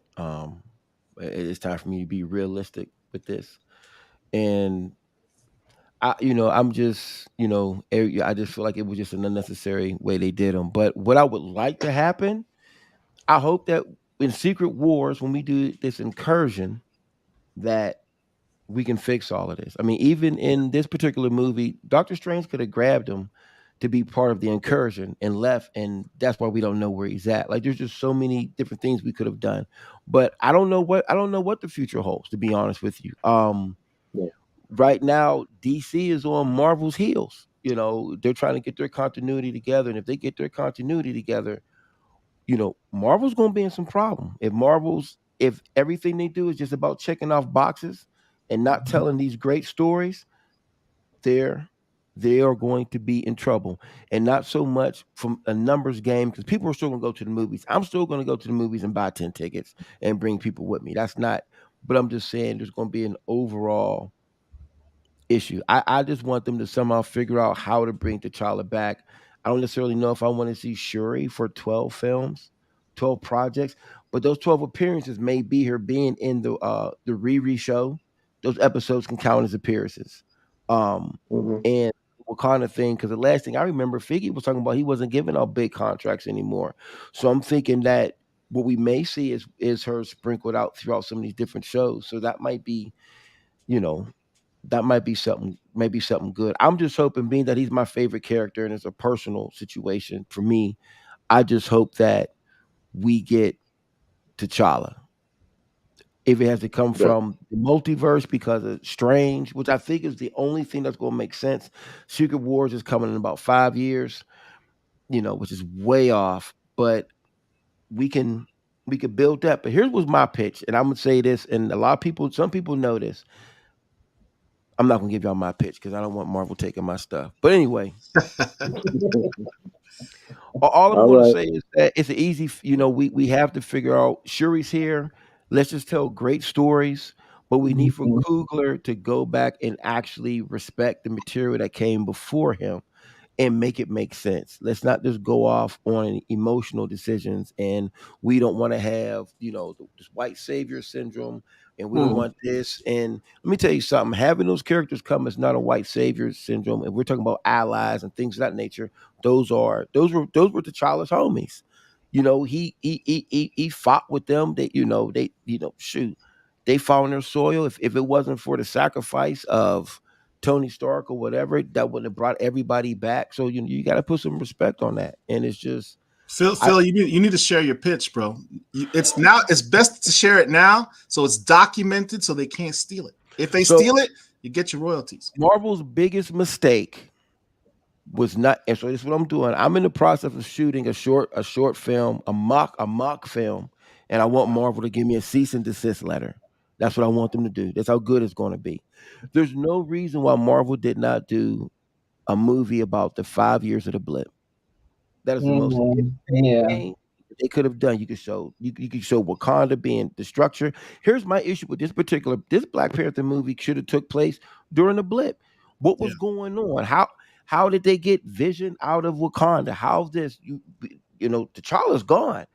T'Challa's gone. Shuri's gone. There's so much turmoil. Yeah. Wakanda is open for attack, et cetera, et cetera. We skipped that whole conversation. How did Wakanda rebuild? Or more specifically, how'd you go from Infinity War to Endgame? Wakanda, this film could have been the gap between those two films. There's so many questions, but I'm doing a thing. I'm calling it five, and it's going to be about the 5 years. It's Yeah. going to be told from five different perspectives, five different stories, and it's going to show characters through different parts of life and just dealing with the disappearance and just how everyday life is just totally different. And how it's chaos, and how it's this, and how it's that. And another thing, you know, we Kugler missed a point where Okoye was friends with Black Widow, with Steve Rogers, with them. There's a scene in Endgame where she's reporting back to Black Widow about what's going on with Wakanda. 'Cause remember, she was talking about there's something going on under the water. They were setting up Submariner back then. We just totally skipped over all of that. And it's just, if you're calling them, you're like, hey, there's something going on. You have these allies to deal with these situations. But I'm done. I want T'Challa to come back. I hope they do. And after we're gonna do Shuri, so if they do a movie tomorrow, I'm gonna go see it. I'm gonna pay the full price for my ticket, eat my popcorn, and try to enjoy it. I just want good stories. That's all I want. Let me add one last thing. You just made a comment about Okoye reporting to them. For those who are might be critical about the blip theory as where the movie should have went, and point out that Okoye said, "Hey, we reported this this undersea explosion. Right. What are you guys going to do about it? We're not going. We leave it. We're not going to do anything." That's her covering up and maintaining Shuri's promise to not reveal anything about Talokan. Absolutely not. that's like 8 years before this happens. But go ahead. Wow. Tamiko, do you have any thoughts as to the future of Black Panther and MCU or otherwise? Yes, I do. Since now Shuri is the Black Panther, I kind of want them to lean into it a little bit.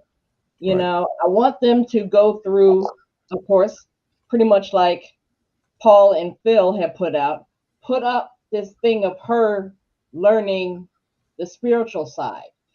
Pretty much her path to becoming the repository of Wakanda's future, of Wakanda's history.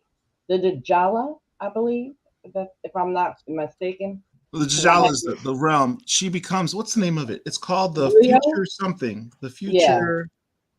Yeah. I have to go back because, bad comic book person. I know this stuff, but I have to go back to it. But I want them to at least have one more Black Panther. Ancient future. The ancient future. Yes, that's it.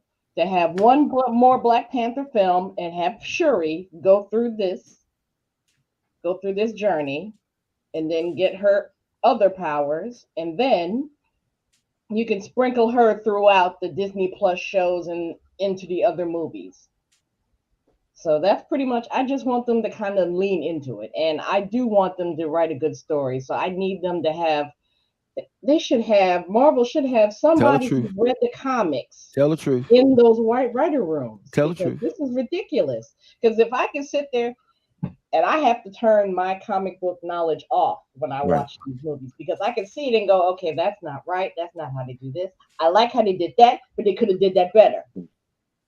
So they need someone with some comic book knowledge in these writer rooms. Okay, I'm available. Right. I can be the black comic lord in there to let them know, okay, that's not quite right. Put that in there like this. Fair enough. Rich, what's your thoughts? And I have one last pitch, by the way, but go ahead, Rich. No, Paul, you go ahead because you take up too much time. Go ahead. No, this one's a short one. Go ahead. This one's a short one. Go ahead. And I mentioned this on or someone mentioned this on my show when we had on Friday, is the fact that when T'Challa dies, or rather, sorry, at the funeral, they don't show him getting buried. They show him get beamed up to a ship and then flown away. Assumably, he's being taken to the necropolis for his burial. But they didn't show that. I would say that they could have in the next movie, I guess, show the scene where he's in the necropolis being prepared to be buried, and they open the coffin and it's a scroll. Ooh. So the whole mysterious death of a mysterious illness that they couldn't fix for some reason in the most advanced country in the world with the healing factor, which doesn't make any sense, again, is the fact that he's not T'Challa. He's a Skrull. And the Skrull is the one who died of this mysterious death, which explains why they weren't able to fix him. I was waiting for him to do that too. I was waiting for like the end scene to be that he was a Skrull, being a Secret Invasion is coming out. It just makes so much sense to alley-oop that, but Never mind. And then it ties into, because people have wondered when Ramonda said to Shuri, "There's something that you should know about your brother." Some people have speculated that there was something more than simply that he had TJ that she wanted to tell him. Absolutely not. And Ramonda could have said something like, you know, I don't want anybody else to know about this, that, you know, we're infiltrated by Skrulls. I don't know. But that might be another way to bring T'Challa back, is that he's actually the guy that, you know, the guy who died wasn't actually T'Challa. And he's off world somewhere being held by the Skrulls. Short pitch. I like that. I mean, that's go ahead. I'm sorry. Well, Go ahead, Phil. here's I'm the done. thing. I feel like the whole that's another missed opportunity. Like that was something that could have been an easy. That's an easy way out. Like, hey, we don't know how. Like after Endgame, when he comes back, we don't know when the Skrulls came and got him. We got Secret Invasion getting ready to come out. And I'm gonna tell you, Secret Invasion should be great. If that's not great, I'm gonna be upset. I got a feeling that should be great. But I feel like we could have did that. The whole thing with the Skrulls. And I mean, even in this particular story, you could have had a scene where there's just a Skrull in Wakanda just randomly, and you didn't have to explain who it was or whatever. That should have been an end credit scene. Those are the type of things that I feel that is missed by this particular writing team, that they don't think to insert those type of situations to move forward. You know, it's throw a bone to what's coming up next. You know, we didn't get Doctor Doom. Everybody, let's keep it 100. Everybody was upset that there wasn't a Doctor Doom end credit, and that's okay. But give us, give us something. Give us something to look forward to. You know, but I'm done. All right. Well, I'm probably the most half glass empty person when it comes to this. I have no pitches. I have no hopes for any of this, because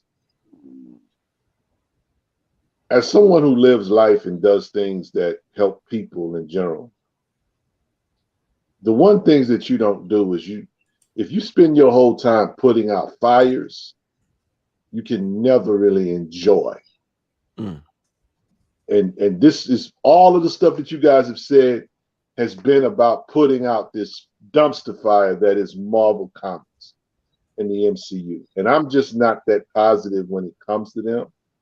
I think it is what it is. Now, here's the thing. I'm not the biggest Black Panther fan, so I'm not fully invested like that. I have a lot of Black Panther books in my in my collection. I love the character. But outside of that, I don't really care. All I want is good stories in the comics. I want to see Tosin Aduye, take a step forward and become this character that is kind of an anti-hero or an antagonist to T'Challa. I want to see what they do with that. Now, I know some of us don't like John Ridley. Whether it's John Ridley, whether it's Jeffrey Thorne, whoever, just tell a good Black Panther comic book story. That's all I care about. The MCU is the MCU, and I see the MCU for what it is. I see it as, it's extra. It's like, butter popcorn. I don't have to have it, but since you're selling it, I'll buy it.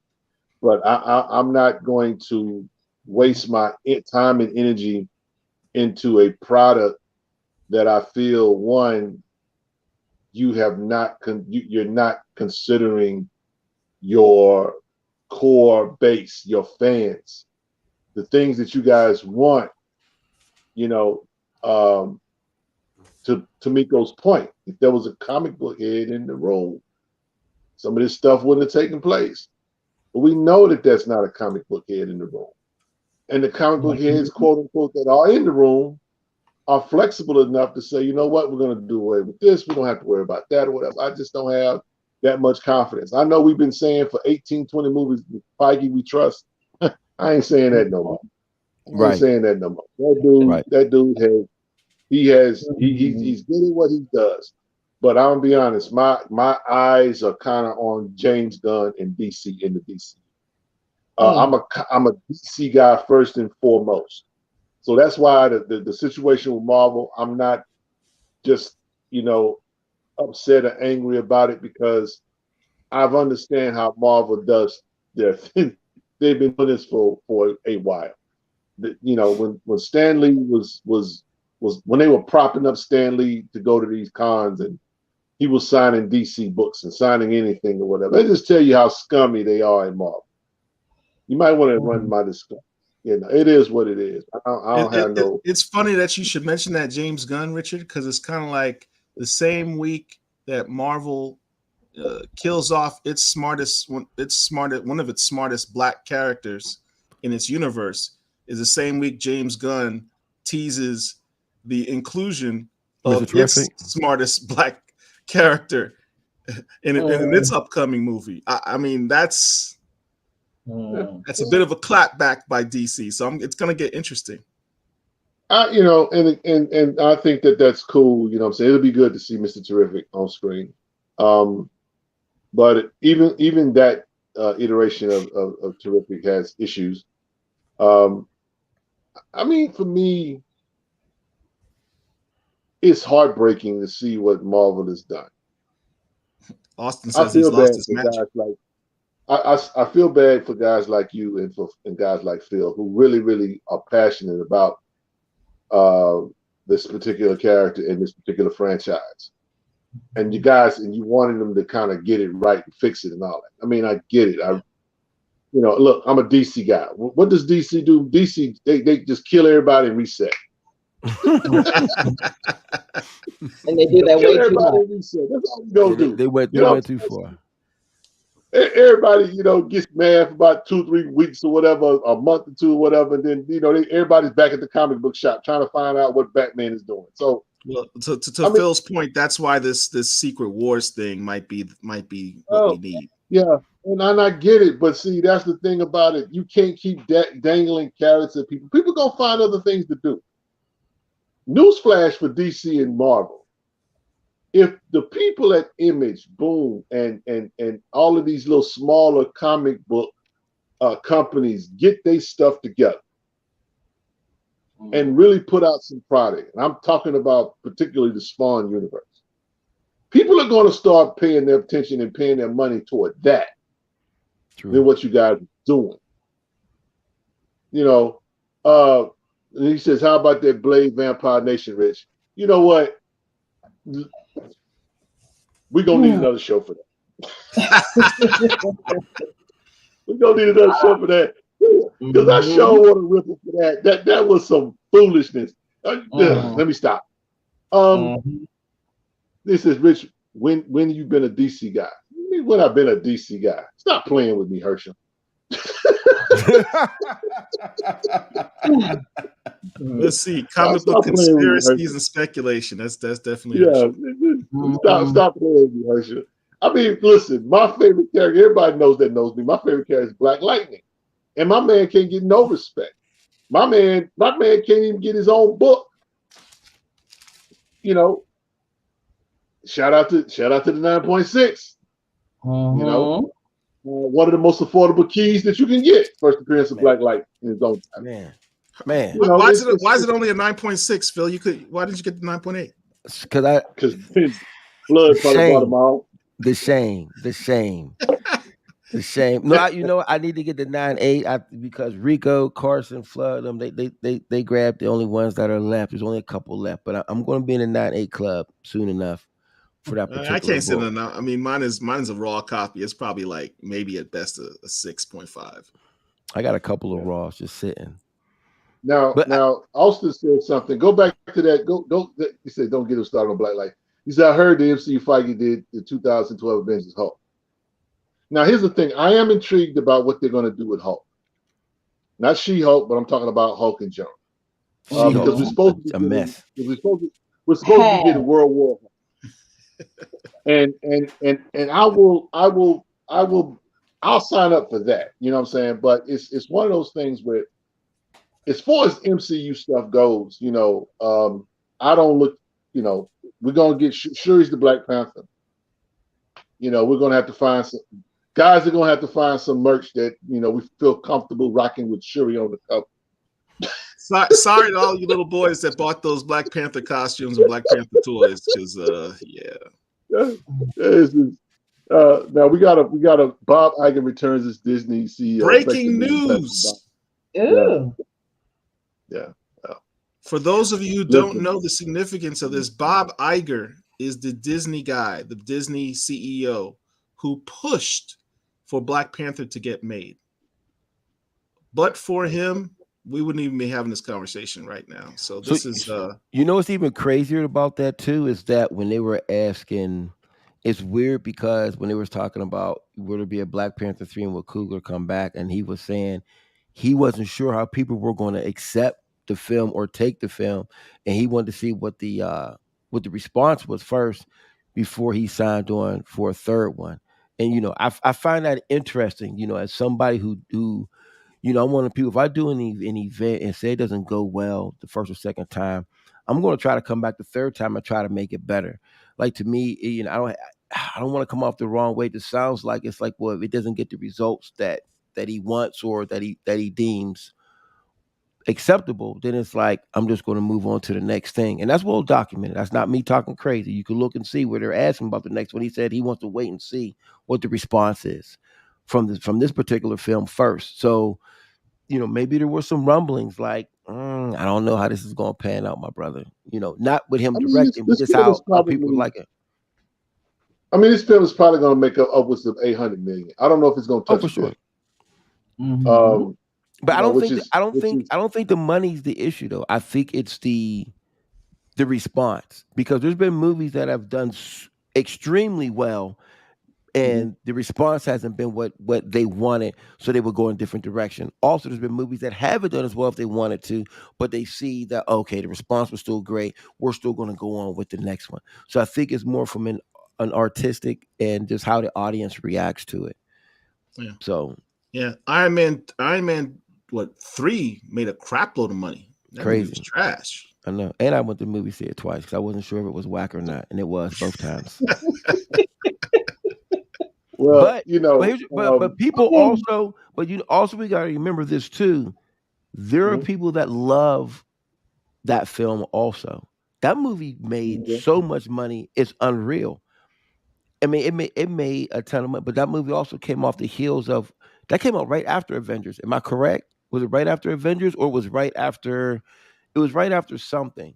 No, that was two. It It was was right after. definitely after Avengers because he was dealing with his But I post. mean, right. But it was right after. Like it was the immediate film, so there was that fix that was still in. And one more thing, I'm done. We also forget that T'Challa's introduction wasn't Civil War. T'Challa's introduction was Age of Ultron. Hear me out. They didn't show him, but do you remember when Ultron was talking to Claw, and he was talking about the vibranium, and then remember when the lights went out and everything else, and everybody was working, and the workers were scared? They were not scared because they thought the Avengers were coming. They had no idea the Avengers were there. They were scared because they just stole that vibranium from Wakanda, and they wasn't sure whether or not that the Black Panther was coming, whether it was T'Chaka or whoever it was at that particular point, because they were talking about how deadly the Wakandans were. Because when them lights went out, people were shook. And that was a Wakandan reference, whether that was T'Challa himself or Dora Milaje, whatever it was. That was definitively what that was. But the Avengers just happened to be the ones that showed up. That's a deep dive. But if you go back and you watch it, you're like, oh, okay. Yeah. And that's the first thing when I saw it, I said, oh, no, they didn't. And it would have been nice too if they had done some line where Claw, when he's rubbing his scar from the Wakandans, it said, yeah, there was a warrior that gave this to me, sort of alluding to the fact that Black Panther's the one who gave him that tattoo on the back of his neck. True. But I mean, look, it's Marvel, it's comics, it's entertainment. We all gonna get up tomorrow and go to our jobs and go to our little cubby holes and I ain't get going this to work bread. tomorrow. See, everybody ain't blessed like you feel. You got the DJ hours. Don't do that. Don't do that. Don't do 3 that. o'clock in the morning, brother. Oh, I still gotta go to work now. I still gotta get this bread. Yeah. But I mean, somebody brought up a question. They said, is Blue Marvel our only hope in the MCU? Like, no. No. We got Falcon. And truthfully, yeah, well, I mean, here's the thing about the Falcon. Now, if you want to talk about the Captain America, Black Falcon, that's what I'm gonna call it. We'll talk about Black Falcon. Cap Falcon. His mama called him Falcon. I'm gonna call him Falcon. I would call him Black Falcon. So you need to remember where he came from. He got the red, white, and blue on. All of a sudden, he was there fighting justice for in the American way. I ain't buying it. But look.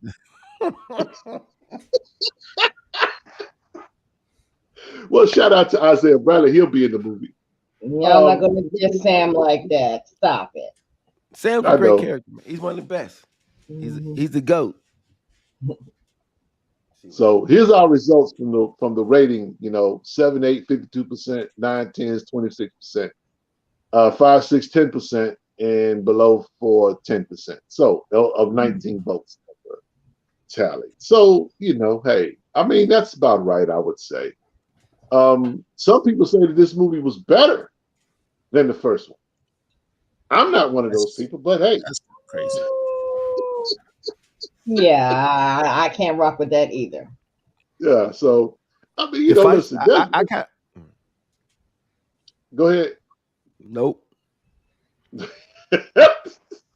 I'll say this: if Shuri, if they give Shuri a full story arc, because I feel like even with her feeling the way she feels and her struggles and being an atheist for the most part, there's still a lot of story that they got to tell. Because again, nobody is all of a sudden you a scientist, but now you all about that action. How do you get there? How do you get there from being just a lab rat to all of a sudden now you're the deadliest of the species? I need to see that. The journey. The journey. You know what I'm saying? So well, you can't say that a woman who was raised in a family of warriors, as evidenced by the fact that her mother was Black Panther. I mean, her father was Black Panther. Her mother clearly is a warrior. She picks up a spear or whatever whenever something goes down. You can't expect her to have no training whatsoever. When Namor showed up on the shore, both Ramonda and Shuri both picked up spears. And when in the first film, Shuri was like, "Hey, brother, I'm ready. We got to fight. I'm with you. Let's go." Right. She didn't back down, and she could have stayed in the lab when the fighting went on. She put on her gauntlets. She just fights differently. She uses technology. The Power Ranger gauntlet. But look, when Killmonger came out, she didn't back down. She went straight up to the dude's face. But that's also a trope in superhero films. It's like as soon as a superhero gets his powers, all of a sudden he can fight. Or as soon as he gets his costume, I don't care who it is. As soon as you get a costume, you could automatically fight. And I'm gonna go back to answer this question. I will say this: I did enjoy this film more than I enjoyed the first one. I know it doesn't sound like it, but I did enjoy this one more than I enjoyed the first one. I wasn't a fan of the first one for different reasons, but I feel like this particular film, the entertainment factor, and some of the things that they did get right, and the fighting scene in the very beginning where the Tuma was way better.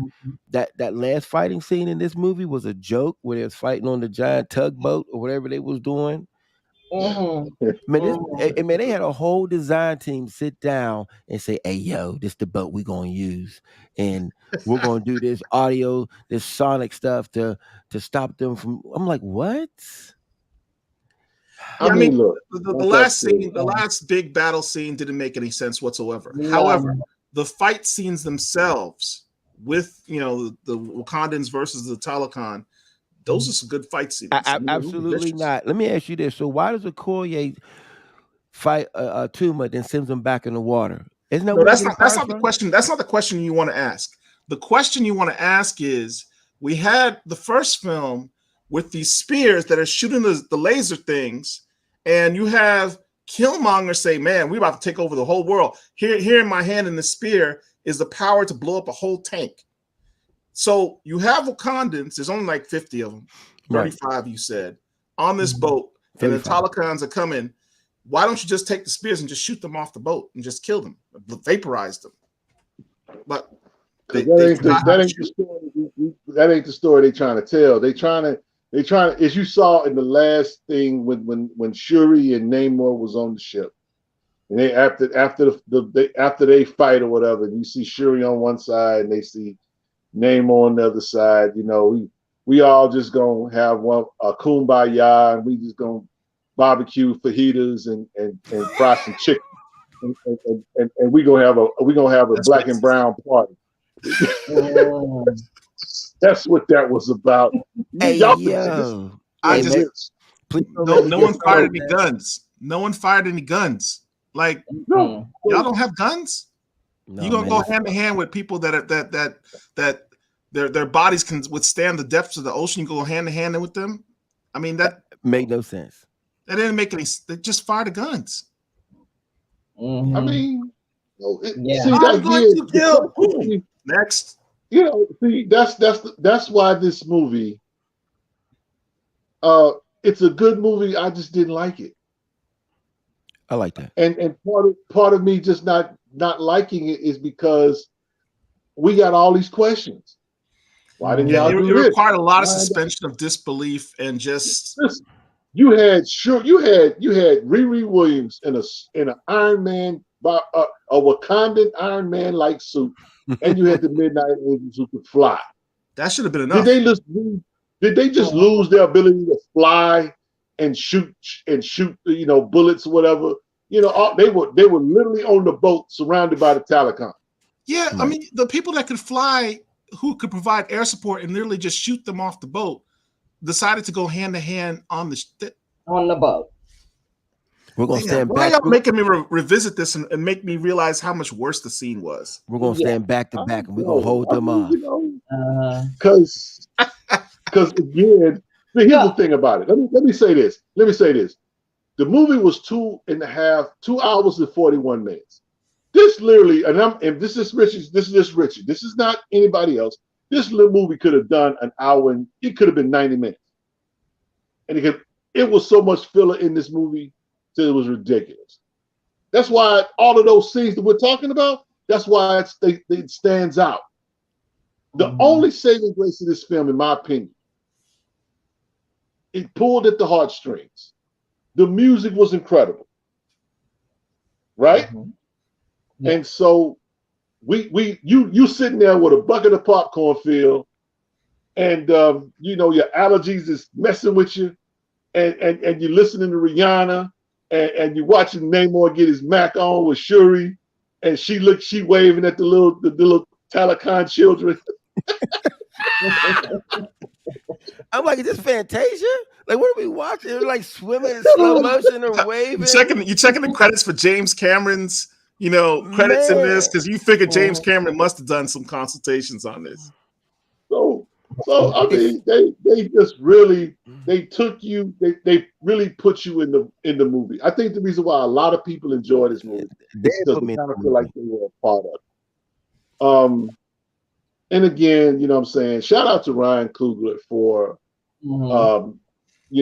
getting through this process, because clearly my man's was in a lot of pain, and it just showed up in his art. And so none of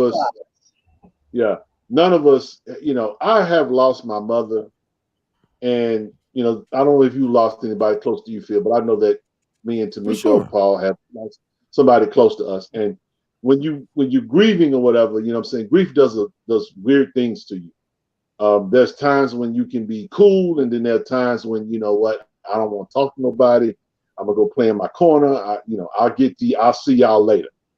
And then there are times when it becomes an instrument of inspiration, but it also can be a confusing thing as well. And I think that was the thing about Coogler's art piece in this, and that it sent a lot of mixed messages, because and the reason why I say that is when she finally meets T'Challa Jr., she's got this look on her face, like, what, if they didn't have it's just this look. She's like, what the hell?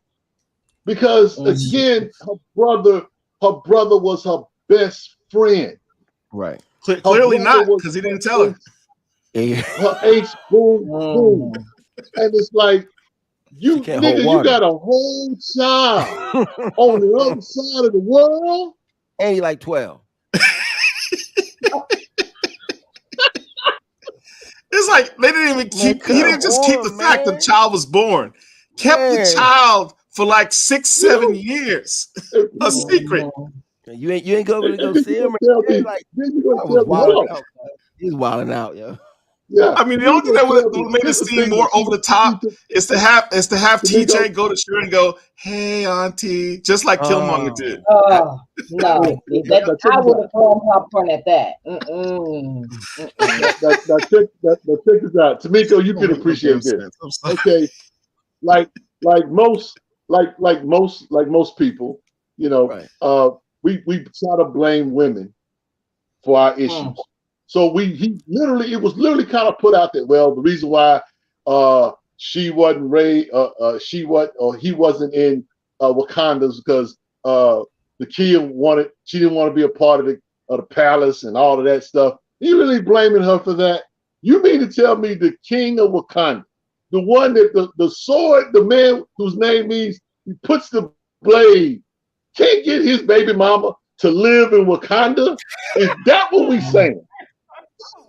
That is exactly what we're saying. What kind of we haven't even talked about the fact that T'Challa had a baby mama and not a queen. Come on now. That's who this dude is. Let's talk about it. That's who this dude is. But the king did not want to be queen. That was the thing. Wait. Go back. Tamika, what you say? That Nakia didn't even want to be queen when they talked about it at the end of the first Black Panther movie. Right. She trapped. And I'm just saying, that's what we doing. How did you get from there? They're not together. Right. To I mean, let's face facts. T'Challa's like an NFL player. I mean, don't do that. Don't do that, man. Don't do that, man. Come on, man. He knocks up his girl, keeps it quiet, shoves her off to a place somewhere else, gives her some money, and says, "Start a new life. Don't tell nobody about this." Only my mama knows. Man. He's that dude. That's so not T'Challa. That's what makes Definitely this. That's this T'Challa. That's who he That's is. the issue. That's the issue. That's this T'Challa. That's not who he is. I just said Goose make you do a lot of weird stuff. Because again, Ryan Coogler is a father. Matter of fact, I think Ryan Coogler is married. Yes. I bet you if I asked Ryan Coogler's wife, could he have knocked you up, shot the club up, and moved, your baby to Brooklyn while you chilling in Oakland? I don't think that's happening. You understand what I'm saying? So why would you do that to this character?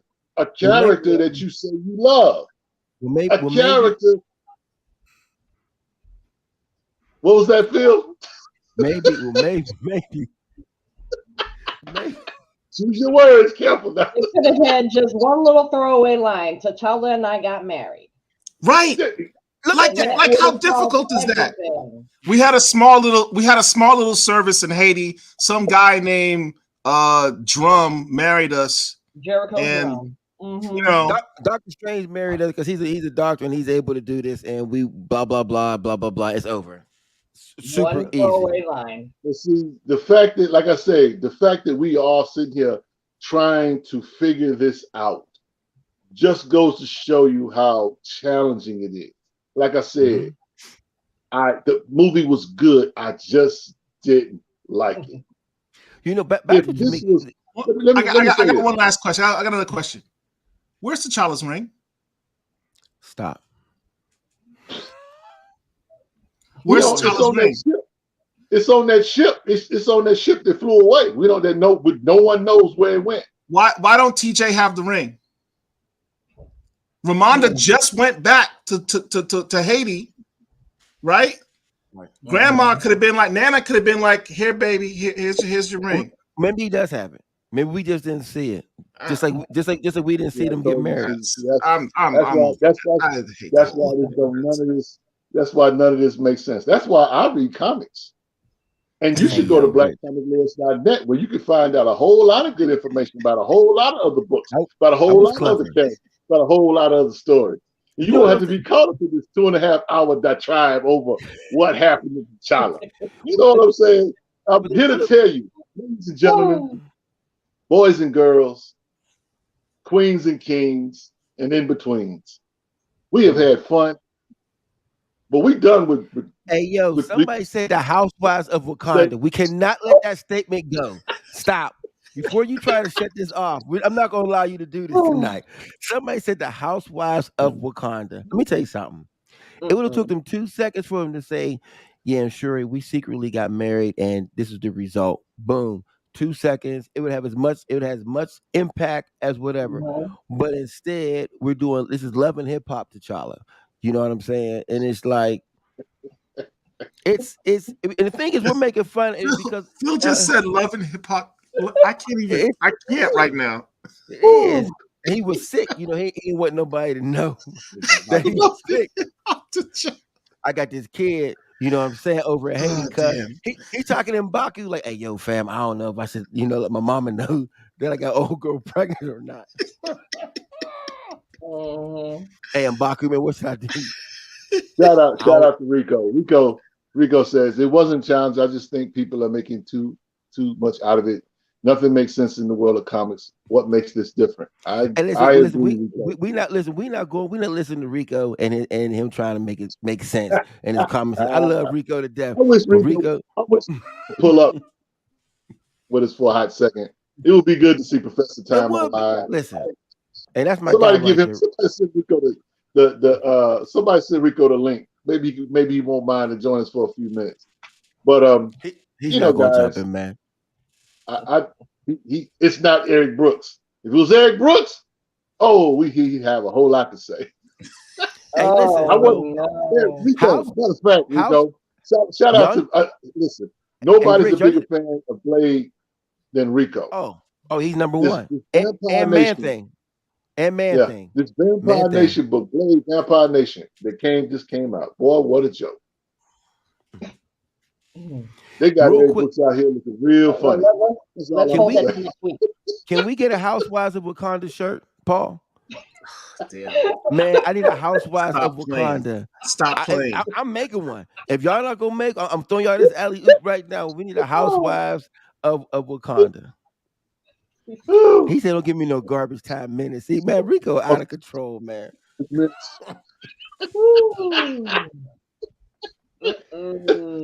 Love and hip hop Wakanda. Look, listen, I can't do nothing but respect that. But I mean, guys, you know, we got this. This is we're joking, we're laughing, we're having a good time talking about this. Right. This is gonna be with us for a minute. For sure. Rico says he doesn't have his camera set up. Bro, you can do it on your phone. Rico ain't listen. Love and hip hop Wakanda, man. Love and hip hop Wakanda. Like that would be a great have him and Baku like, hey, yo, fam, I don't know what I'm gonna do, cuz. I ran out of that herb, so I'm lost. Yo. I will say this. The scene, can we talk real quick about one of the scenes in the movie? Go ahead, Brother Prince. The scene where Queen Ramonda is reading Okoye. Right. That's one of my favorite scenes in the whole movie. That was the most powerful scene in that whole movie, in my opinion, for a couple of reasons. She was wrong for that, though. Of course, she was wrong. She pulled out receipts. She pulled out receipts. She was wrong. Listen, that's you want to talk about petty? She was like, she was like petty. I mean, she was petty.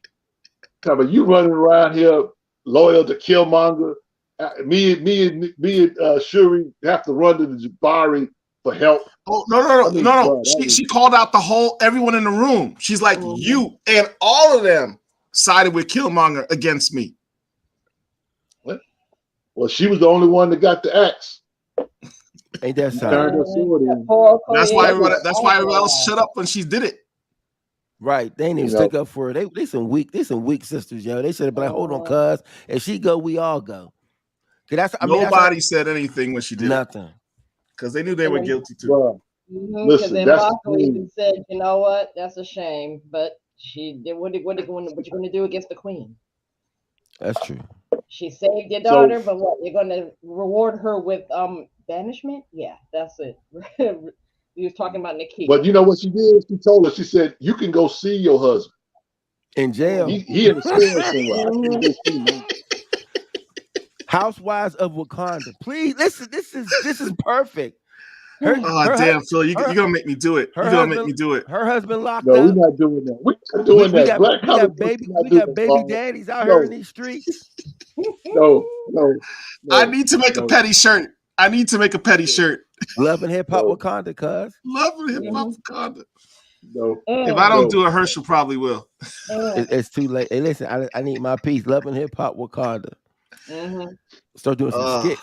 So listen, on our next show, we need to have a little skit where we're doing. I'll put on a little eight. I'll be in Baku. I'll be talking to whoever. Man, hey, yo, cuz, you need to. What you gonna do with that Haiti situation? Massa. Because you know that's how dudes talk too. Talk about, Miko, man, you gotta handle up on Haiti, bro. Miko, Miko's gonna be the Dora Milaje, and we're gonna have her like in various little wigs and stuff. Oh We're my gonna go God. hard with it. Yep. We're gonna let. That's too funny. There we Look. go. It's on. See, but that's the biggest problem with this. We joking because, and we having a good time. So Wakanda turning into Compton real quick. Yeah, that's exactly what it is. Let's not forget, Ryan Coogler is from Oakland, so that's not a far fetch. Man, Hey, somebody just mentioned something I just forgot about. You know, at the end of the first movie where they had this kid and they ask, the kids are playing basketball and the kid goes to the child and says, "Who are you?" And a lot of people were speculating, maybe that's Killmonger's son. How many Killmonger ain't got some kids out there? No, I tell you who he is. He's the dude that play on The Shot. That's who he is. That's who that kid is. That's Kevin from The Shot. So, if shout out to those of you that watch The Shot on Showtime.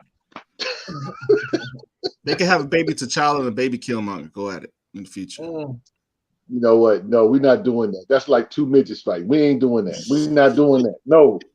What is going on, man? Oh, you gotta make it from Compton to Haiti. Listen, shout out to the good people in Haiti.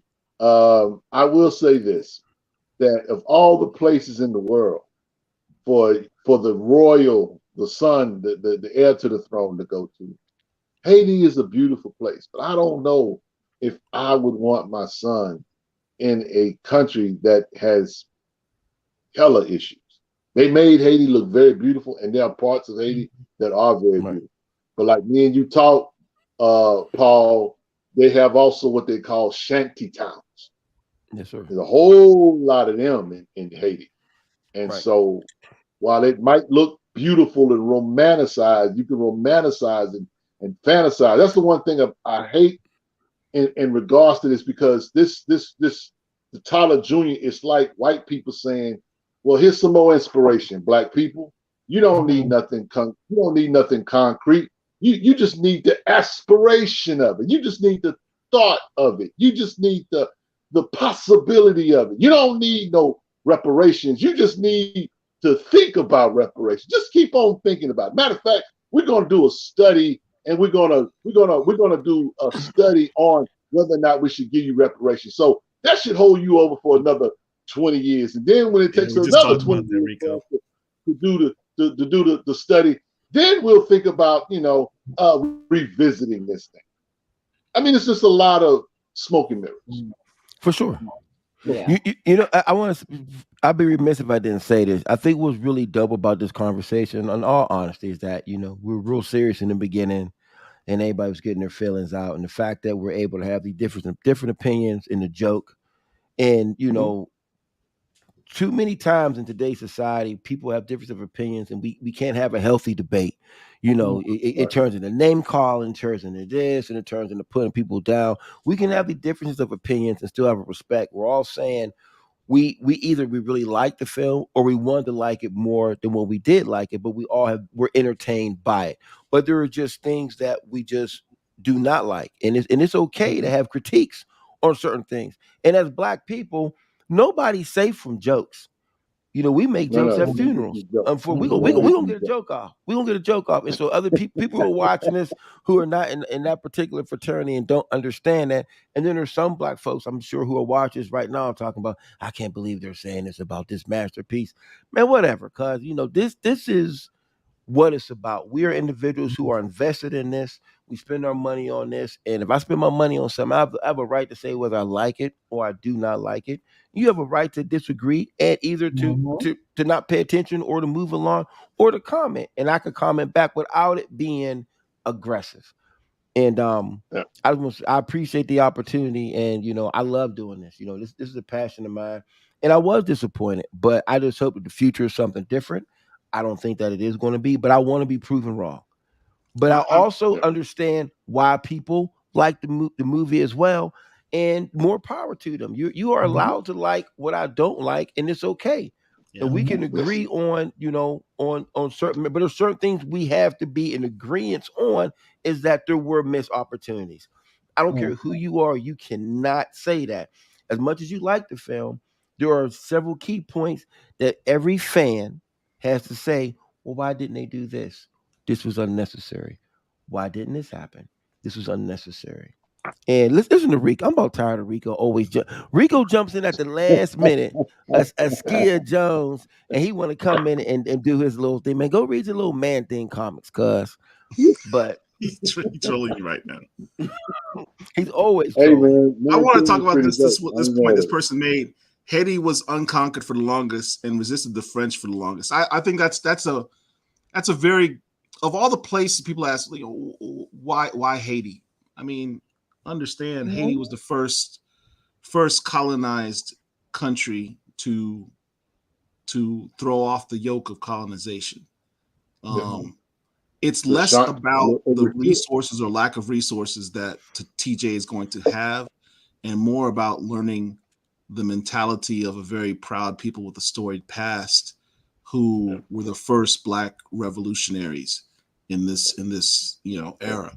America owes Haiti. TJ will get that lesson, and that will shape his outlook on becoming whatever he's going to become. Well, you know what, Paul? I got a question for you. Yeah. Seeing that he's growing up in the West, what desire will he be to want to go to Wakanda, which is in the East? That was a question I brought up because it's like, that's where the Haiti part comes in. Well, you tell me what's Eastern about Haiti? It's not about Eastern of Haiti, but there is a lot of African influence in Haitian culture. There's a tremendous amount of African influence in Haitian culture. It is, but we're not a monolith as people. He may have an affection and an adoration for the Haitian people because this is who he grew up around. This is his culture. This is the food that he eats. This is the people these are the friends he's going to have. All of a sudden, one day, somebody's going to come to him and say, "You are Prince T'Challa. You are the heir to the throne of Wakanda. Time to go." Really? Where they do that at? Well, I think that's what's going to come is Nakia will obviously give him his Wakandan background and hopefully teach him the language and culture and things of that nature. But I think what they're trying to do is they're trying to do the story where I think what Coogler's doing is he's resetting the character of T'Challa through T'Challa Jr., which is not really T'Challa, I get that, but he's resetting the story of T'Challa where T'Challa has a larger outlook of the world. Because understand, when Prince T'Chaka died in the comics, Wakanda was still closed off. It was T'Challa that made the decision to open up the world, and that was after he had been educated throughout the world and had these experiences with other peoples throughout the world. And then that's what led to him reaching ultimately conclusion of, I need to open Wakanda out and I need to venture out into the world. So that's what they're trying to do. He's going to have a unique experience being raised in Haiti, and I don't think that's necessarily the only place he's going to be raised. I'm tired. I'm tired of what they're trying to do. I need them to get to it. I ain't no spring chicken. I ain't got time for T'Challa Jr. to grow up. I need to see T'Challa on screen like tomorrow. Well, hopefully Kang will come sooner rather than later. and he will age up the boy or bring in a variant from the multiverse or something to help us move this along. Because TJ ain't cutting. That's He's the a whole cute little boy, but I don't be, have time for that boy to go through puberty and all that stuff. I ain't got that type of time, patience. You know what? I'm gonna wait. While y'all waiting for that to happen, I'm gonna be over here sipping my tea and reading my Batman comics. Y'all let me know when he ages up. So Phil, let me ask you this. Now I know you don't really collect books like that. You are off the chain, yo. You're cracking me up right now, man. You're killing me. Come on. I'm just asking questions. That's all I'm doing. Come on. Are you reading the current Black Panther book? First of all, don't ever disrespect me like that. I'm buying original pages from the current Black Panther verse. I'm invested. Buy the book. I'm invested. You might buy the book, but that don't just because you buy it don't mean you read it. So I'll tell you this. I'll say this to you. I'm not upset with how he's being depicted in the book as much as you are, my brother, because I feel like we're finally. That's your boy Paul. That's Paul that's upset. That's Paul in the book. That's Paul.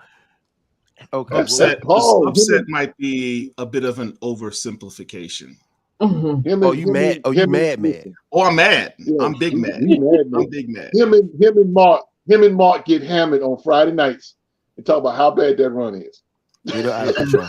They're out of control. Y'all need to come up with something else to do, because I feel like it's not as bad. I mean, we were fine. I mean, I don't know if I'm bound to the whole depressed T'Challa. You know, I'm sitting on the island, I'm crying because I don't know what it's like to be king. Baby mama, he might be. Come on, man. You gonna tell me you felt that scene?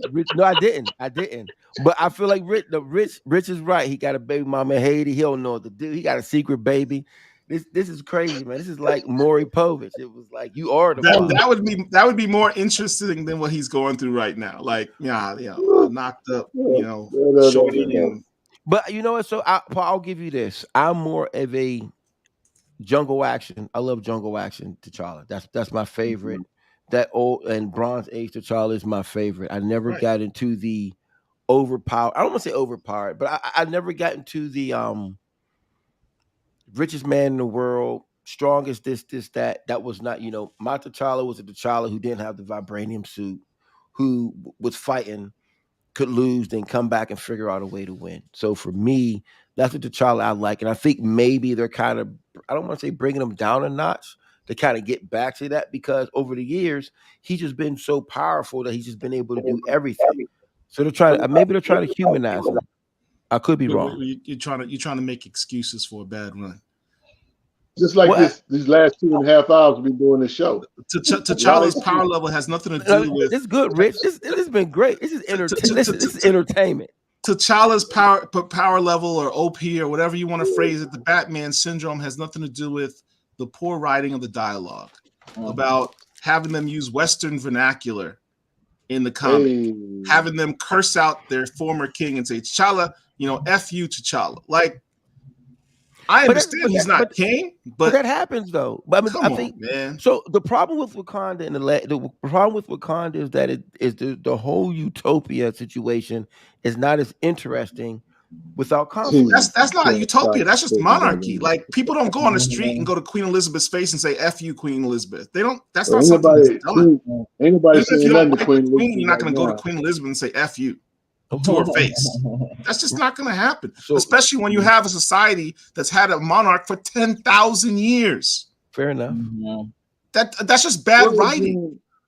Well, I will say this, Paul. We've had this discussion.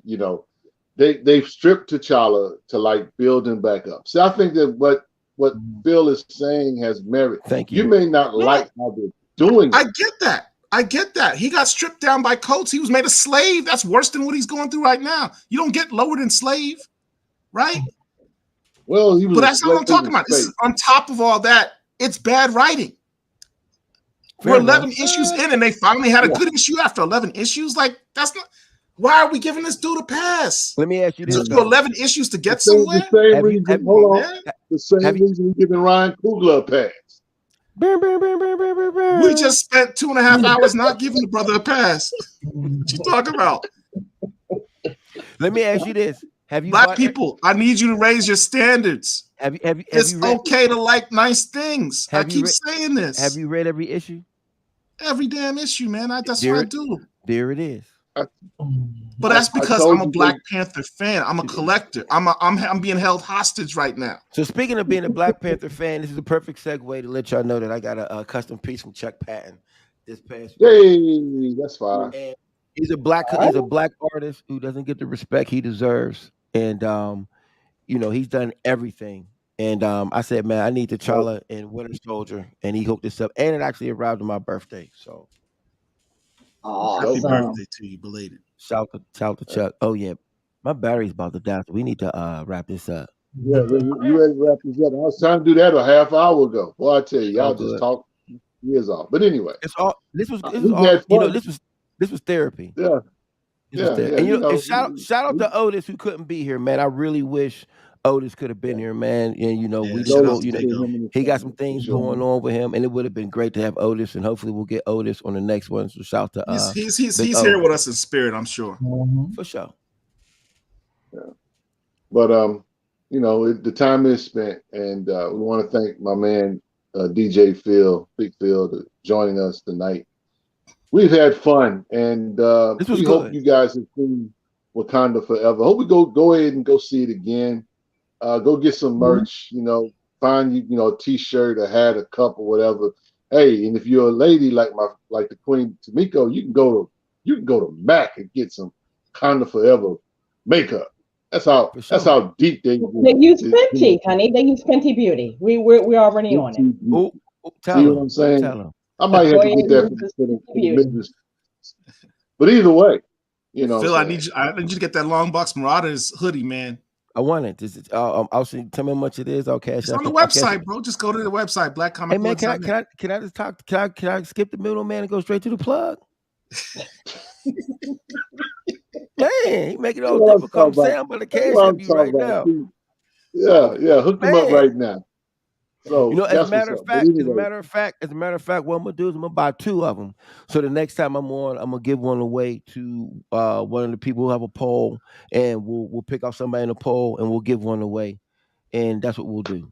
How about that? That's what's up. As a matter of fact, I'll throw in a reader copy of Black Lightning #1 as well.